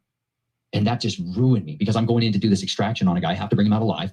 And he is, can I say it now? Like, can I be more authentic on this one? He is skinning a boy alive with a bone grafting tool when I found him. And then I have to get that guy out. So I have to give him a certain type of drug, which is derived from a certain tree in Brazil, that makes somebody do anything you want. And he walks out of there as my best friend, and I drive his car out. And then I take him back to a house where we do all the dirty to get out our information that we want to. I turn him over to a guy that does that for a living, who has his big why, because somebody did that to his children when he was young. Game on. And so that's all he does. He just interrogates people. That's what we say. You know, tortures them. Tortures that man to death. You know, that was my job at 18 years old. That's what I was doing, my summer vacation. And then I'm supposed to go out to this normal world. And you see these people, like, I see their faces, and then I see them being aggrandized as the heroes of the world. These are rulers. These are the best people that are in charge of the counter child trafficking networks. And I'm like, these are the perverts of justice, man. And it tweaked me bad, because once I'll dig, and I'm going to dig until I find the answers. I have an insatiable need to know, and I'm going to find out the absolute root of a man. I will find out the deepest, darkest secrets of every person I ever interact with, and I am 100% certain whether or not that person is who they say they are, or if there's something else there. And once I find that out, and if you are inconsistent with what you portray to the masses and who you are at the heart of yourself, I'm going to find it out, man, because that's duplicity, and that's hypocrisy, and that's the leaven of the Pharisees that is destructive to all nation states. That's exactly the tactics that have destroyed empires forever.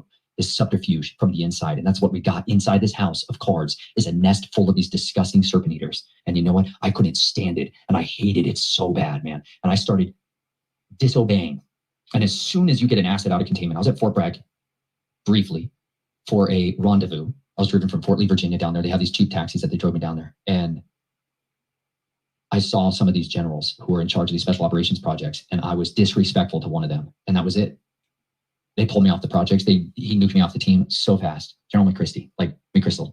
He was in charge of Special Operations Command at the time. I had no idea who he was. He was in a suit. I didn't know who the heck this guy was. I was watching the little festival of guys fighting each other in the pit. This is how they do like X-Class. They want to test out a weapon system. They want to test it out between two guys. Let me go fight to the death. And then Major thank you to Beyond Seraphim. He just gifted 5 COTEL crew memberships. Welcome. Jason Scholl got a membership. Mela got a membership. Absolute Recoil got a membership. Chimpin' for Churros got a membership, and Justin Henley got a membership. Shout out to you guys, and Sebastian. So thank you very, very much, Beyond Seraphim, for the support. God bless you, brother. And we had one super chat that came in over on the Dono chat, $10 from an anonymous donator. No comment. Thank you guys so much for the support. Just want to say, I know a lot of people in the chat are claiming that he contradicted himself. Feel free to lay out where he did. Again, we're not here to promote Nathan Reynolds per se. Certainly in regard to this satanic sexual abuse, we know that that's a fact. We know that that exists. And that was kind of the point of the stream, is to talk a little bit about that.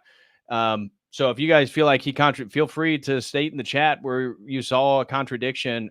Some people are claiming he did XYZ, but they're not providing any example. Feel free to provide some examples. Would love to hear it. But thank you so much, Beyond Seraphim and the anonymous donator. God bless you guys. And then they try to prove which one's better, you know? And I've been doing that since I was a child. These sycophantic, like this is a pit fight. These guys are like the most powerful people in the world. And you're going to do this kind of crap? Like, what a wasted life, you know? I utterly loathe it. And I was so enraged after the fact, and I disrespected him, and I shrugged him off, and I basically snarled at him. And they're like, you're done. You're never on the teams again. You're never going to touch any of this. They washed me out of the military so fast, made my head spin, bro. Because as soon as you show a guy like this is not controllable, you either kill them instantly, or you get the heck away from them as fast as you can. And that's what happened, man. They washed me out so hard, so fast, man, and tried to eradicate me out of that industry. Wow. Holy crap. I'm getting choked up here. Wow. Okay.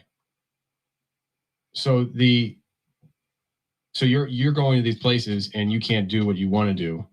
And even like, it sounds like even like your target, like I think you called him Mr. Blue. You probably couldn't even do what you wanted to do to him. And you had to just keep him alive, be on mission. So your time in the military, how long did that last? On paper, it was 2 years. 2 years? A lot longer before that. I started around 12 years old. I started doing stuff with him. Oh, really? Mm-hmm. In Colorado Springs. Gotcha. That was more with the Air Force, though. The Air Force is where I was originally groomed to really go into. And outside the United States Air Force. My family, I'll say it this way. My family lives really close to the United States Air Force Academy property. And you can get into their property from boulders and underground tunnels that are accessible on Rampart Range Road, which is a publicly accessed road. So a lot of field assets who aren't allowed to go through a military checkpoint because there's documentation, they come in through the back of the gate. Okay. There's ways of getting into military bases that only assets would know because they can't ever have their cover blown. They're deep cover spies, you know? You got to come report back to command every so often. And so that's how I started in that units, was seeing the behind the scenes, the Air Force there, the underground infrastructure. And that's where a lot of that interactions took place there. It was out in Colorado Springs. But my handler at the time, a guy named Lieutenant Colonel Lonnie Weaver, was one of the heads at NORAD, like you talked about earlier. And he was the head of the Boy Scout troop in the pack. And so he was placed there to be able to be around all the boys and the children. And he had some of his boys that were part of his work, you know, for the military. And that's how they groom up people. None of these people that are empowered, they don't just start overnight one day when they're 18. They said, you raise psychopaths from day one, period. That's how these people do it, man. That's why they're where they are and why you're not. Because they've been willing to do a whole lot of horrific things early on, and they're going to continue to do it until the day that they die unless they have a massive intervention. Man. That's crazy. All right, so your life mission now has been pretty well established. How do you still have contact with anybody from those days in the military? Do they understand where you're at in life right now? I have some contact, yeah, but they're sleeper cells. Yeah, they're still my position in that team. The wolf, like these are lone wolves, right? That's a real phrase for a reason. We call them lone wolf assassins for a reason. These are guys that live a very unentangled life, but very anonymous background noise lifestyle on purpose. Many of them are still online, meaning they'll still pick up a phone and they'll still get an order and they're still going to go out and do what they do. Not all of them. Some of them are out of the teams, are out offline, and they're trying to put their lives back together. Because what happens, most people don't understand, is like when they give a real burn, like when they really burn somebody out, a lot of it is psychological, and they send harassment teams, and they send, they make you a targeted individual. They make your life hell until you go crazy and kill yourself. That's the main goal. Like, of some of the guys that were in my team in the same month, almost in the same week, almost all of them killed themselves. And that's by design. Like, this is a mega program where they're like stimulating specific areas of your brain as they condition you to kill yourself. This is why so many of these mass shooters and so many of these guys out there who go on these mass killing sprees kill themselves at the end, because that's a programming script that's been put in there. James Holmes is a good example of it. James Holmes, the Batman killer that got all this press coverage and stuff out in Colorado. He was a brilliant neuroscientist. The guy who went down that killing, who they showed this character, weird red hair like the Joker, painted like the Joker. He's a neuroscientist who's getting programming by the former head of psychiatry from this Central Intelligence Agency. That's his doctor. Runs a mind control game on that guy and makes him go out and do this mass killing event. And when they pull over and they find him at the end, he's trying to kill himself with a pistol over and over and over and over and incapable of doing it. He's in a mind control script. There's a lot of guys that are like that, a lot of people that are like that, who don't know that's exactly what they've been programmed to do throughout their life. And it's just on the other side of a cognizant wall, an amnesic barrier, and they can't recall that stuff. The heart for me is to try to help them understand a way of putting the pieces back together and being able to get free from that influence, because there is a black awakening that's being prepared where these sleeper cells are going to get activated, and they're going to go hunt, and they're going to go eliminate people that are what's called critical infrastructure, law enforcement predominantly, firefighters, trash service, Because when you stop all the trash, you can make a city fall apart really fast. Like, this is who they're going to go out and they're going to assassinate all of these people. You know, and funny about the trash thing, I don't know if you guys been following the North Carolina situation with FEMA and their total failure to do anything. One, they've threatened to arrest a helicopter pilot who was doing rescue missions for people that were still stranded in certain locations due to the flood. But I was listening to a gentleman who owns a small business in Florida. I believe it was around St. Petersburg, and he owns dump trucks and rents out dump trucks to people. And so people have rented some of his dump trucks to fill up all the debris from Hurricane Helena. Well, he said that FEMA has blocked all of the dumping sites. And therefore, they told him, along with other major dump truck companies, that they need to go take all the debris and the trash and put it back on people's properties, and that FEMA will get it within the next year. Which obviously, again, not here to justify Nathan Reynolds' whole story. Various aspects I do find very, very interesting. But in regards to allowing trash to build up to erode, create diseases, allow viruses to spread, this type of stuff. It looks like FEMA is actually trying to do that same thing. And I don't know if you guys have been following, but it looks like there's 2 more hurricanes that are on their way towards the Atlantic coast of the United States. So very interesting. Seems like FEMA is doing this deliberately right now, but that totally side note, just want to throw that in there. We're on kill list that the asset doesn't even know of, but it's going to kick off one day and they're going to go out and they're going to hunt and cause chaos for a few days, generally. Absolute chaos until the streets are running with absolute monsters out there. And then they're going to turn off and they're going to wake up with blood all over their fingernails and wake up with chunks of people in their car. Like I've had to wake up to, and you have to try to figure out what the heck just happened because you don't know. And there's soft conditioning people with movies and TV shows to try to understand this is reality. Like you mentioned earlier with the Jason Bourne series, that is a conditioning and a programming script to keep Jasons online and to keep them reinforced. But on the other side of it, it also can kick people awake when you suddenly see that and you start to recognize it. Or if you have a spouse who's keen enough to actually have a relationship with you that can point these things out in you and be like, honey, I know you, but I don't know who this is. And that's a real honest conversation a lot of wives and husbands have to have that most of them aren't capable of because they don't have this framework like we're talking about. They've never heard of dissociative identity disorder. They don't know about split personalities. But these are the realities that so many of these people have, and they get misdiagnosed with bipolar disorder and they get shoved on drugs or they get shoved in psych wards. But you know what is the most common misdiagnosis in the United States today is dissociative identity disorder. They're like, it's super rare. I took psychology, man. I got my degree in it from one of the best universities in the entire country. And they're like, yeah, it's out there. It's just not that common. I'm like, you start to dig into the actual research and you're like, no, this is like 6 to 10% of the population. That's a totally different thing than what they're talking about. And then that launches you into this whole world of trying to heal people that have this and trying to recover people that have this absolute brokenness and they need healing. And that's why so many people are the walking wounded is because they don't know they have this trauma that's been compartmentalized and they need to get expression of that. They need to have freedom of that. And so much of my desire is to just, I'll stand here, man, and take all the gunshots of the mockings and the criticisms and whatever. I'll stand here and I'll continue to light a beacon of hope for everyone that's out there and try to tell them, listen, no matter what you've been through, no matter what you've done or no matter what you've done or has been done to you, there is an opportunity of life and hope and of freedom and of restoration that's waiting for you. And I have found that in the Messiah. I have found that in his word, but I've also found that in people. As much as I hated people in my youth and as much as I wanted to burn the world down, man, I was working my way to try to get access into nuclear weapons technology when I was young, man, because I literally was like, I just want to get on board the Ohio class weapon system. You know, I'm like, we can just go ahead and end this thing right now. Like, that's where I was working into. But then I was like, no, man, we got to engineer people's freedom. And that is what's led me on this journey of being like, listen, we got to call people back to the ancient ways. We got to be fathers that actually raise our families and don't divorce our children and shove them in school every day. We need to be the ones who bring them alongside us, resurrect the trades where fathers had their sons with them.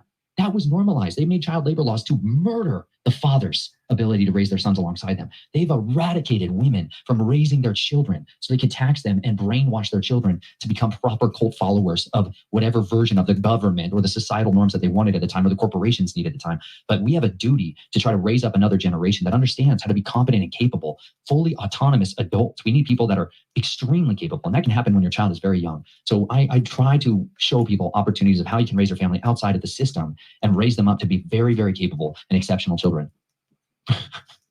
Don't stop talking right there. I'm just sitting here listening. Okay. I'm going to shift gears here a little bit because I wrote down some things here. The Black Awakening. Can you define that again for me? That those are those people that are like sleeper cells and they're going to be woke up Is that like a lot of military people, or is that like in general? No, soccer mom people. Really? You betcha, bro. Okay. A lot of them are not military people. You'll have them in the military, right? You want them placed in specific locations and in chains of command so that they can have access to certain biological agents or certain types of weaponry or arsenals. But a lot of them are just going to be what you and I would consider as normies, just normal people that to their friends and their family, they're just another neighbor next door who lives on the other side of the white picket fence that goes to church on Sunday, or, you know, that kind of person is the ideal for your sleeper cells. You want people that are blending in, period.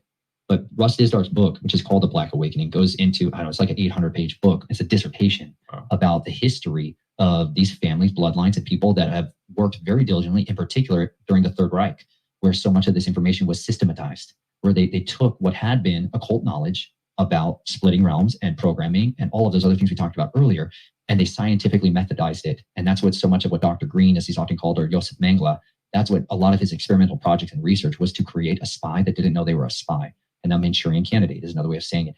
That research that was pioneered in the 1930s, 40s, and 50s is led to generations of men and women who were subjects to that originally by the United States military. What up, AC? And all of these agencies from the Nazis that we brought over here to establish and found these groups. They came here because they had these documents. They had the papers. That's what the scientists used as their passcode to get through the Nuremberg trials. They're like, yeah. Operation Ratline, Operation Paperclip. I know. I killed 180,000 people, allegedly, in here. But I have all this research. And they're like, no Hingman's news for you. Why don't you just come on into the Catholic Intelligence Agency right here? They're like, come join us here at NASA. You'll do great. We're going to reform you. We're going to reform you. We'll put you into JPL. It'll be great. There's other occultists in there just like you. You know? And so that those parents, those moms and dads in the 30s, 40s, and 50s had children. And they do the same thing to them unknowingly. They create compartmentalized, fragmented, polyfragmented, super intelligent children that are programmed. It's a default. And just regarding the connections to, again, the military, remember I mentioned Michael Aquino. And so he was very much interested in some of this Third Reich stuff. And again, he's a high priest in the Theistic Temple of Set, Satanic Church. And he went to the castle where Himmler was at and is said to have performed a satanic ritual there. He's also said to have established contact with right-wing extremists in Europe as the leader of a so-called monarch group. So Project Monarch, which is maybe connected with Operation Gladio. And Jay's done so much research discussing Operation Gladio. And I got one of the books over there that he mentioned, and it's pretty fascinating. I forget the author. I believe he's a Catholic man. But very, very interesting stuff. So the idea that the U.S. military wouldn't be involved in any of this stuff is kind of nonsense once you start looking into it. Default. And if not, their handlers who are with the family and assigned to them are going to do it.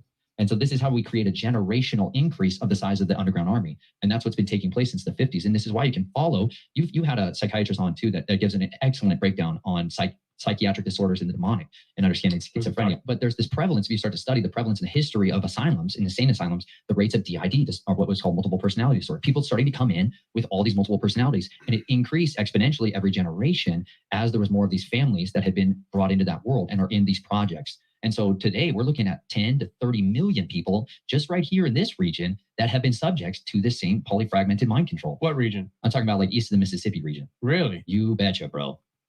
All day and night. They don't even know? Parts of them know. But their front path is oblivious. But there's telltale signs. A lot of people just don't know until you suddenly point out the facts to them about like what is. You can hand somebody the descriptions of the symptoms of dissociative identity disorder, and you will watch people, their eyes will roll around in their head, they'll start shaking internally and twitching. You'll see this programming start shutting off and all kinds of weird hypnotic things start coming out of their mouths. You'll see this happen with people because they've made it basically anonymous. You can't find out information about this stuff. They don't want people to know that, because once you start to put in the place that, no, there could be subset program personalities, that unlocks the whole thing. Like with the Nephilim earlier, you're talking about that being one of those keys that unlock the understanding to so much of this paradigm. Well, so is split minds and multiple personalities. That's the big giant secret that they don't want anybody really looking into. They want you to think of, oh, some movie, Fight Club. That's the DID thing. They don't want you to understand how weaponized it is. That's what Jason Bourne is, right? He's a split personality who wakes up out of programming on a mission. That's what happens to people. They go offline. And they suddenly wake up and they went from sleeping in their bed next to their husband in middle income America, and they're sitting somewhere in Nicaragua, and they just strangled a man to death, and his children are watching them. Like, this is reality. I have phone calls with guys that this is still what they do.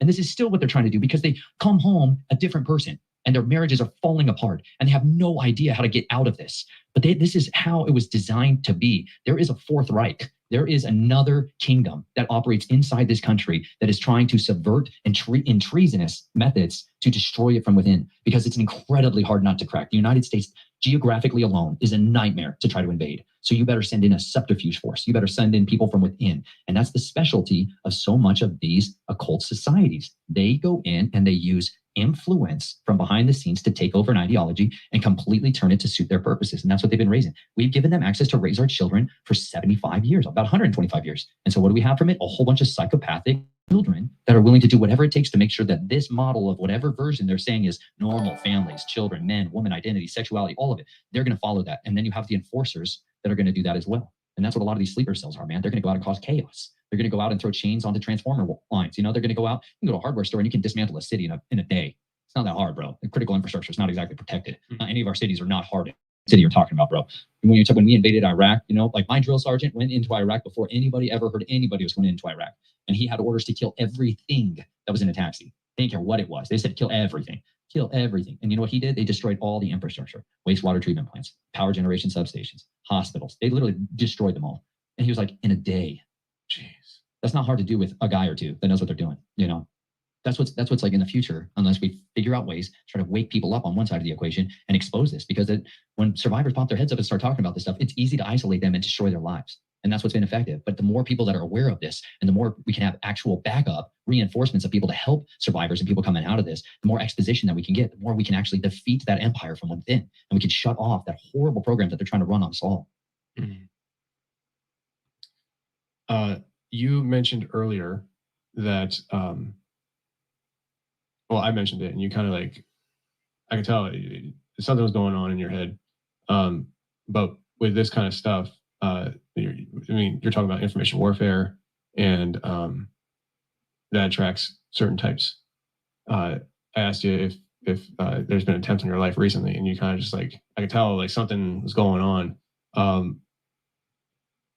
Is that like a recent thing, as in like real recent? And are you able to even share at all what's going on? Because I have a feeling that like what you talk about here and stuff is that kind of there's repercussions for that. Is that true?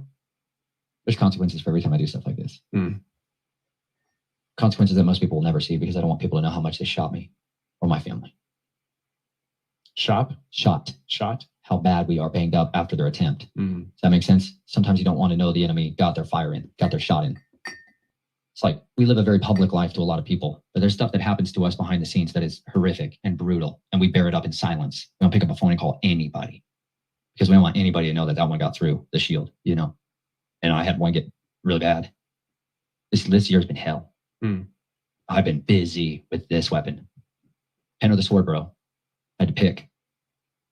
I use this little weapon of my voice to fight my war now. It's a lot more effective. You can only kill one person at a time in a lot of ways, but you can reach a lot of people with this. And I started doing a lot of shows last summer, and I started doing shows with other guys that were still doing this business.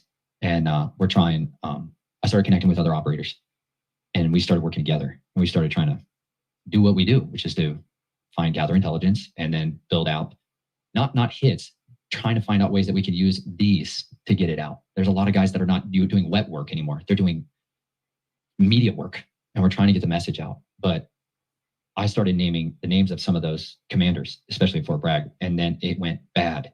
They're out in a place called Ozark, Missouri, in the Ozarks, Missouri. And I had done a big podcast with someone, and I mentioned the name of the commander who was in charge of that project, and started talking in details about what he does, because he was Obama's appointee. Like, this is the guy who got fast tracked literally after that, right up to the shout out to the gray area. I'm not sure who he is. He may be new to the channel, but he mentioned he may be more familiar with some of Nathan's stuff. I've only watched about three interviews so far.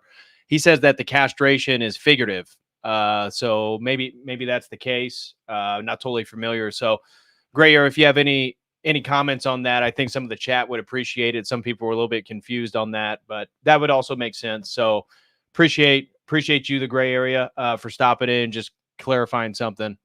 Because again, Nathan is his own rabbit hole, as people are figuring out. There's a lot to dive in here. So anyways, appreciate you guys. The White House. And I had no idea who he was when I started sharing a lot of this stuff, because to me, he was just the SOCOM commander. I had no idea that he was still like stage 1 of the UN and Obama's entire team and a lot of these guys. He's like front and center for their agenda. And I got hit with something that it injected in my body. And it caused a horrific, violent reaction. And my entire body swelled up. And this ended up happening. I was out in town when it happened, and I drove back to the house. And I tried to just get into the spring water. Like, I found a lot of healing through cold water therapy. I'm really big into biohacking. I've been trying to find natural cures of everything. And I ended up running down into this creek where we had this cold immersion pond. My wife had been doing 40 days of cold plunging, trying to heal her body from this mold that she almost died from. And I just literally dove into the water. And when I got into the water, my face swelled up, my lips swelled up, my head swelled up, my arms, like I had a clear airway, but my whole body swelled up to where I felt like my skin was going to explode. And I came running back up to the house we were at. We were living in a barn.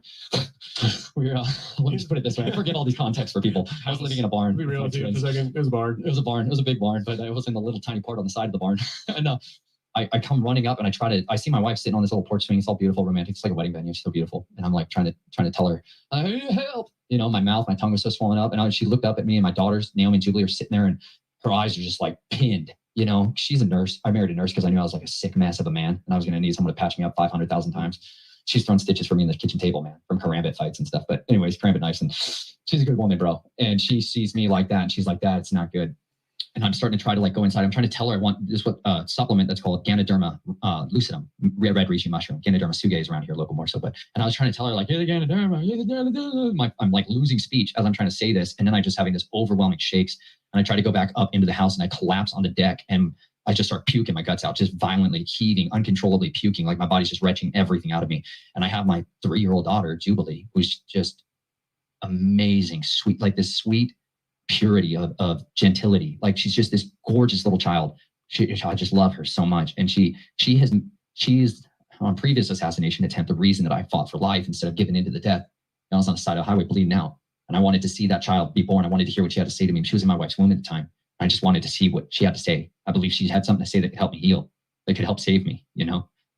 And I was sitting there on that deck, man, and I was bad shape, and I knew it. And I was like, why the freak am I out here doing this stuff? You know? Who's here to back me up when I'm hurt? You know?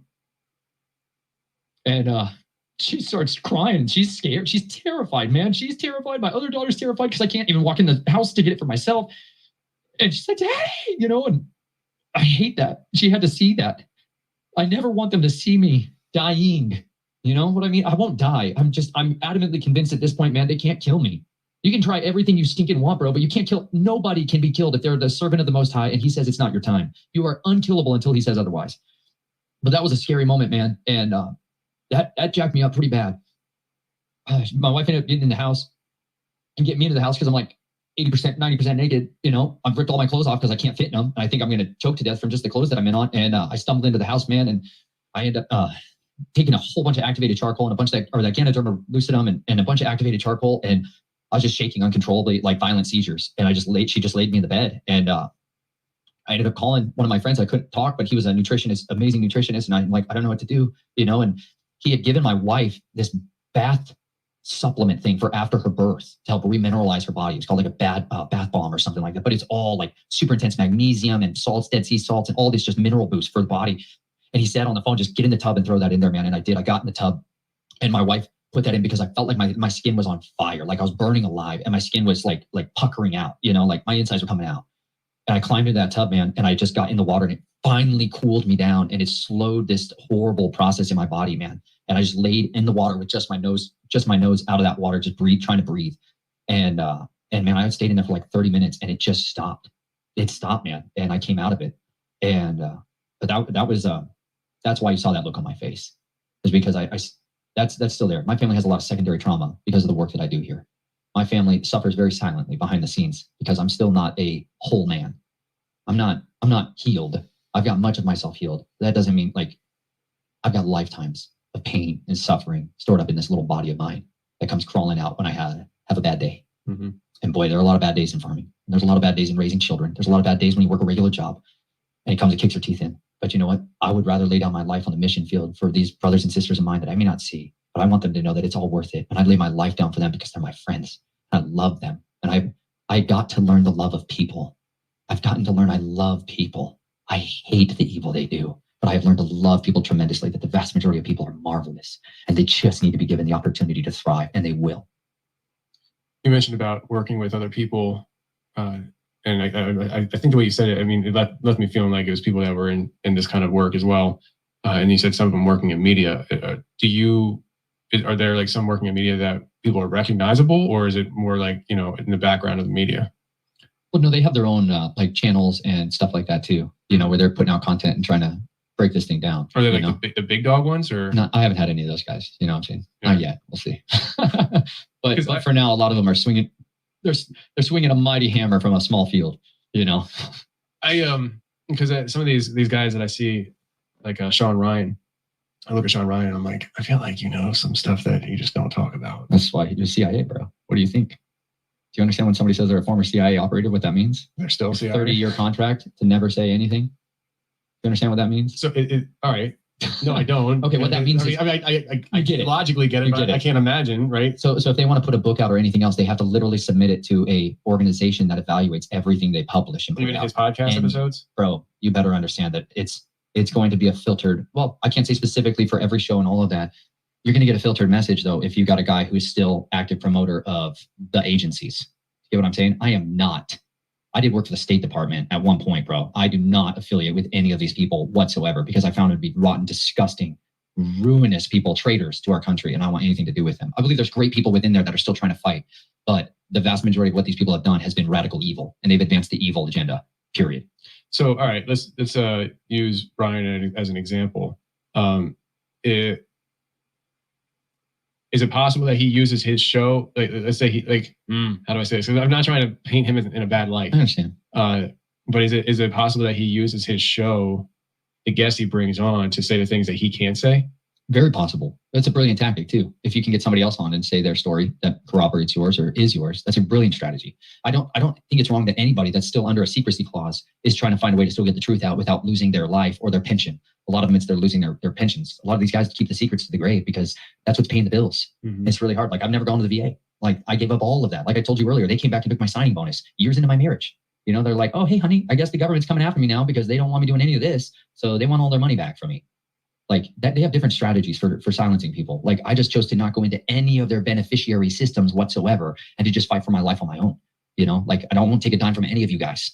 Fine. Then I don't have to have this like feeling of reciprocity that, oh, you're paying this bill or you're doing this for me. I don't want any of that, man. I want autonomy. Yeah, that's what autonomy is. Far more powerful. I don't have I don't market anything. I don't sell. Like, I don't have advertisers or any of that stuff. I'm like, man, none of that. I say no to everything. Mm-hmm. I don't want to be a merchandiser of people. I don't want people to be paywalled behind anything for me. Listen, I am here to give the truth away to the best of my understanding and the things that I have found that have helped me and my family. I want to educate and equip people to live passionate and profound and abundant lives. That's what I want them to have, no matter what their background is. And you know what? There's guys who are out there trying to come out and talk about these things, and you know what? They can't. Having a guest on that can. That's a strategy of doing it. You know, I don't know Sean Ryan specifically. I don't know Joe Rogan specifically, or any of these other guys that are out there kind of on the forefront of media, of who's getting promoted the most. But I know when somebody gets a media package and they are the famous one, that's another thing, because they're generally have an agenda behind that money that allows that empire to make it prosper. And that's the one that's always concerning, because I noticed that it's rarely people that are biblical literalists who are trying to raise people up and expose the wicked works of darkness. You get what I'm saying? Yeah. It's rarely those guys that get the big ticket to all the press coverage and 150 million views. And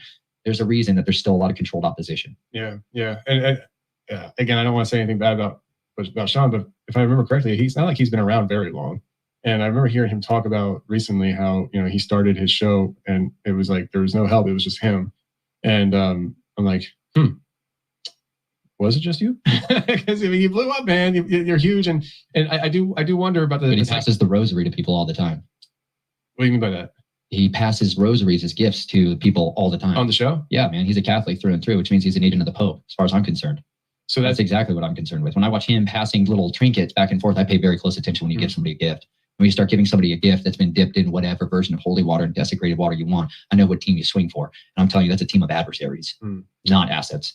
And that's the thing I was just going to say, you know, I guess recently he's been talking, because I don't watch the show a whole lot, you know, but recently he's been talking, I guess, pretty openly about how he's been finding faith in Christianity and things like that. And I do wonder sometimes if there's the controlled aspect of that, you know, And it's a big word, Christianity. Yeah, it covers a whole lot of bases. But it hooks a big group of people. And it's just like, oh, praise God. You know? Oh, praise God. Great. Yeah. Oh, he's a Christian now. He's perfect. You know, we can trust him. You know, and I'm careful with that because I don't know the man. I don't really want to hold kind of stuff. But I do know that there is that aspect that it's just like America's a Christian nation. You know, most people don't really. They say they're Christian. They don't even know what that means. Like you ask them, it's just simple. Like for me, it'd be simple things as to what does it mean to be a Christian? And they have no idea. I believe in God. Nope. No, the demons do and shudder. Yeah. And so, I just when you were bringing some stuff that stuff up, I was just wondering. But yeah, I was just wondering about that. But how often did you find yourself? I guess from you said 12, right? So 12 to what? 20? 18. 18. So 12 to 18. How often did you find yourself in situations where you're basically a hired gun to go to handle something? Is that a frequent thing? Because I mean, you were talking about also like the scientific side of things and trying to find, I forget how you said it, but basically like you saw that these beasts had, sapphire armor. Sapphire armor. Thank you. And so like it seems like you were multi-pronged.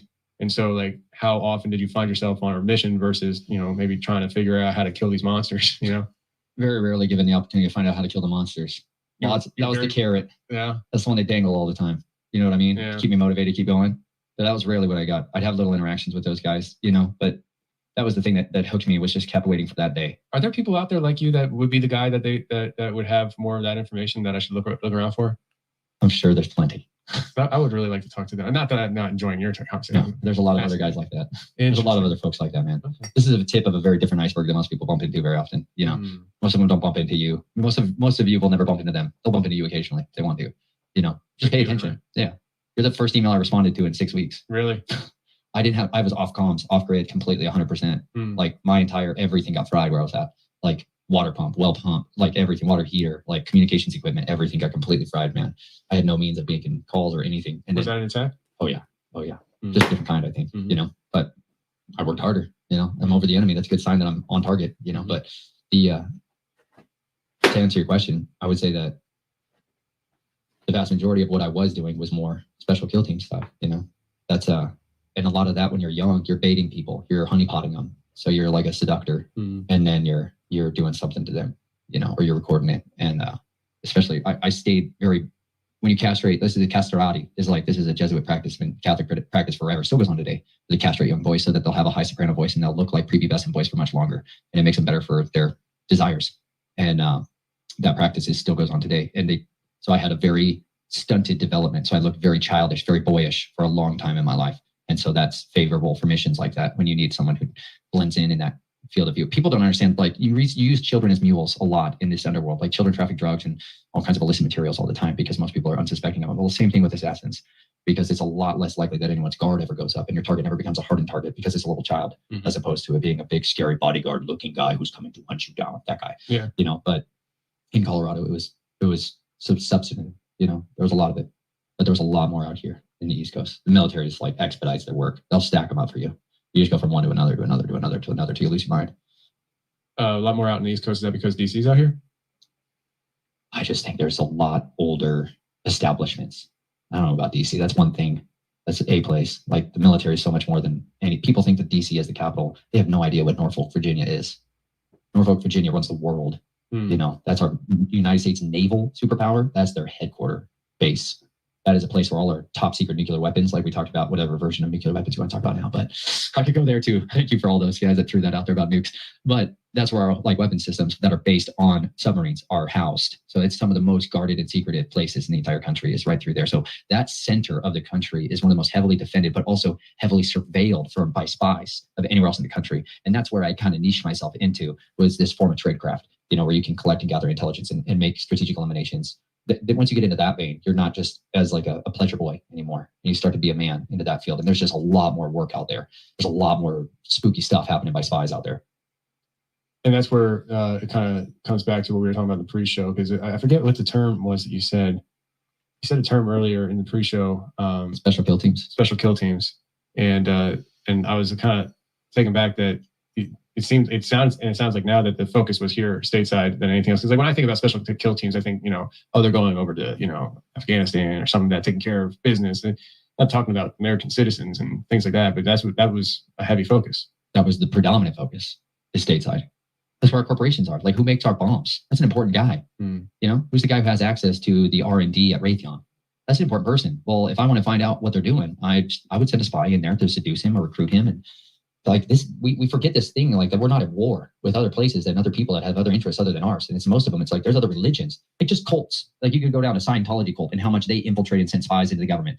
500,000 people they sent into positions of knowing so they could infiltrate and extract information, right? This is just one cult. There's a lot of cults that happen inside the United States military. There's a lot of satanic cults in the military, lots of them. And a lot of them are colonels. A lot of them are brigadier generals. Like you got the heads of all these different freak show level cults out there who are 100% on the ideology of trying to bring about a Luciferian empire. And they're trying to position themselves in all of their little echelons into the positions where they could do a takeover from within. Like that's the core tenets of the Black Awakening, that people are the amount of fratricide, soldiers killing other soldiers, and the amount of NGOs, non-government organizations, killing each other and doing espionage. It's nonstop. There's an underground wars and battles that happen that just don't get press coverage. And it's really easy to scrub that stuff when you have an entire media crew that you can deploy at any given time to scrub a scene. And that's where these places like the National Energy and Renewables Labs, that like people that transport radioactive materials and people that are in charge of these things, they have teams that's what they do. There's a radioactive spill of a nuclear weapon system. You're never going to see it. They don't care if it's a town of 30,000 people. The 30,000 town of people disappears overnight. Like they will swallow cities, and that's how they clean up business out there. Well, that's just scalable. And you know what? That's what a lot of this world really looks like underneath the covers of, oh yeah, I go and shop at Walmart and all. But there's a whole other world of seedy stuff happening all the time. Jeez. Talk about whole other worlds. We hit on a little bit. Let's go into a little bit though more. The underground military facilities, deep underground military bases, the domes. And I mean, that sounds like that's probably where the whole. So if you want to hear more about the underground military base, I would recommend this interview. It's more focused on a lot of the military stuff.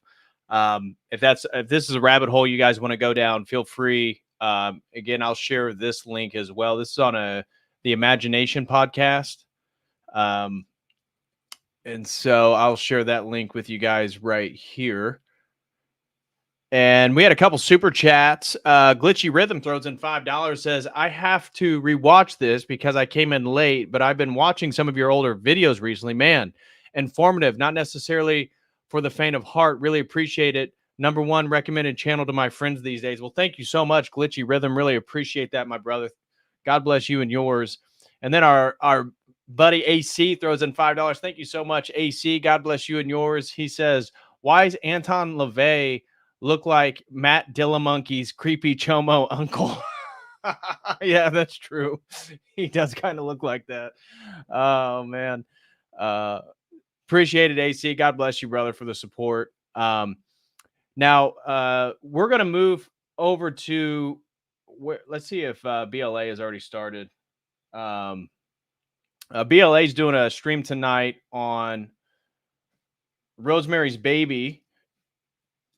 And so he's already live. I'm going to send some of you guys over there. So I just want to wrap up by again saying that no matter what you guys think about Nathan Reynolds, again, he is a rabbit hole unto himself. And so do dive deeper if you guys want to learn more about some of this stuff. But, I don't think any Christian can dismiss the existence of the satanic cults, their infiltration into high powerful places and various institutions in the United States, including the U.S. military, politics, corporations.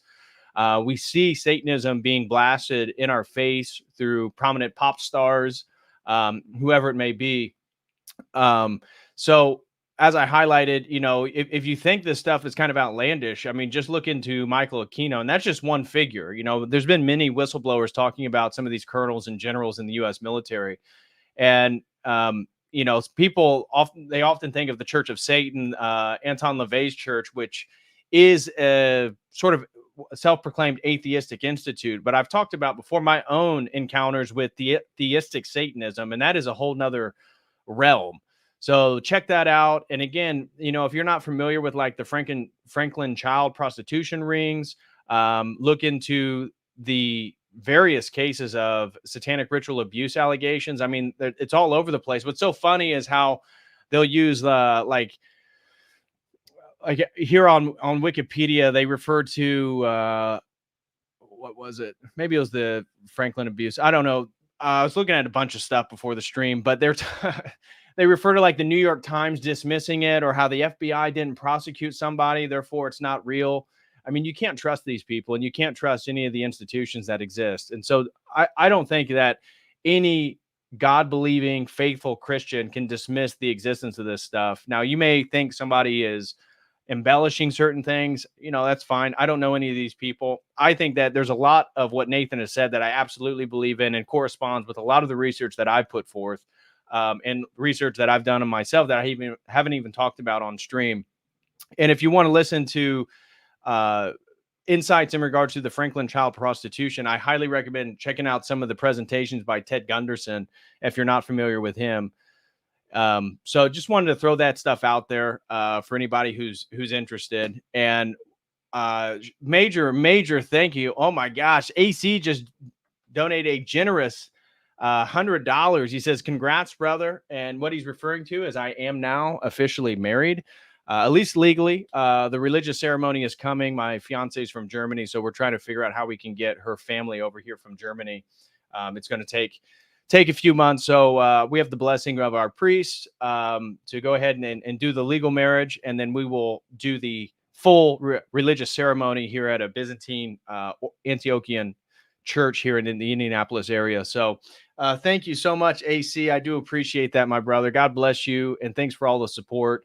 And a major thank you to everybody else who supported. Rough Hands, thank you so much, brother, for being a COTEL crew member for 18 months. Beyond Seraphim, Samuel for the very generous $50 super chat.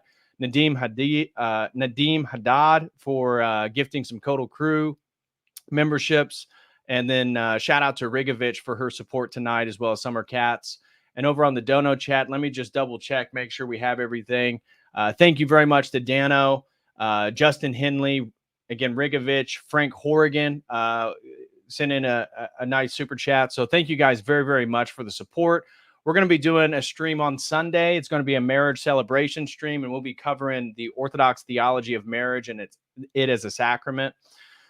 So this is pretty much going to do tonight's stream. Again, if you guys want to learn more about Nathan Reynolds, I'll share. This is the rest of the, this is the interview that we're watching right now. That's where everything was. So you can leave with. And you guys can check the rest of that out if you want to. I do recommend the details on these other streams that he's done with the Imagination podcast are really good. I thought the one that we watched was a good sort of introduction and overview of Nathan, at least from the little bit of material that I've been exposed to and looking into. So I'll share this link with you guys as well. And of course, his book, if you want to read his book, I believe people in the chat were saying that he actually reads the whole thing for free over on his YouTube channel, which is this one right here, Nathan Reynolds, The Linen Railroad. If you do want to purchase it, I mean, I would recommend just going to his YouTube channel and getting it for free. But if you do, that's the Amazon link. And again, the point of today's stream wasn't necessarily to promote Nathan Reynolds and tell everybody, have a skeptical eye, use your discernment. But a lot of stuff that he talks about, I certainly do believe to be the case. And it corresponds with a lot of stuff that I've looked into. And here's like one little video. If you want to get interested into Ted Gunderson, I'll share that with you guys. And we didn't watch the full we didn't watch any of this. This is another man that has a very similar story. Now, he claims that he was chosen for his Ashkenazi blood. He claims that he also grew up in a satanic cult, dealt with child sex abuse, the fragmenting of the mind, all this different stuff. He was kind of making the rounds a few months ago, and that's Alandra Markman. And you can check out that full interview there. Maybe we'll cover that in the future. I'm not sure. And then this was a pretty interesting video talking about Satanism in plain sight. He had posted another video that got taken down, and so this one's still up. So check that out if you guys are interested in the topic. I know it's not for everybody. This is kind of dark stuff, but for those that are interested and have the stomach for it, I think it's definitely worth being aware and keeping your eyes open and making sure that you're doing your prayers, going to church, and living the Christian life as best as you can. And, the salvation of our Savior, our Lord and Savior, Jesus Christ, that's first and foremost. Thank you so much. Crashman throws in $5, says congratulations. Thank you very much, Crashman. Do appreciate that, my brother. And like I said, we'll do a full marriage stream on Sunday. And then next week, we got a stream with Dyer. We got a sponsored stream on Russia Before the Second Coming. And FDA shared a really interesting video on the ways in which the Christian West has been deconstructed and undermined. I think I may do a review of that video. I watched it the other night. Pretty interesting stuff. Done by Catholic, but certainly well done. So that's going to do it, guys. I'm going to send all you guys over to BLA. And so check out his work. Support our brother BLA. He's going to be kind of continuing the theme here on Satanism, and he's going to be talking about Rosemary's Baby. So I will see you all on Sunday. As always, until next time, God bless.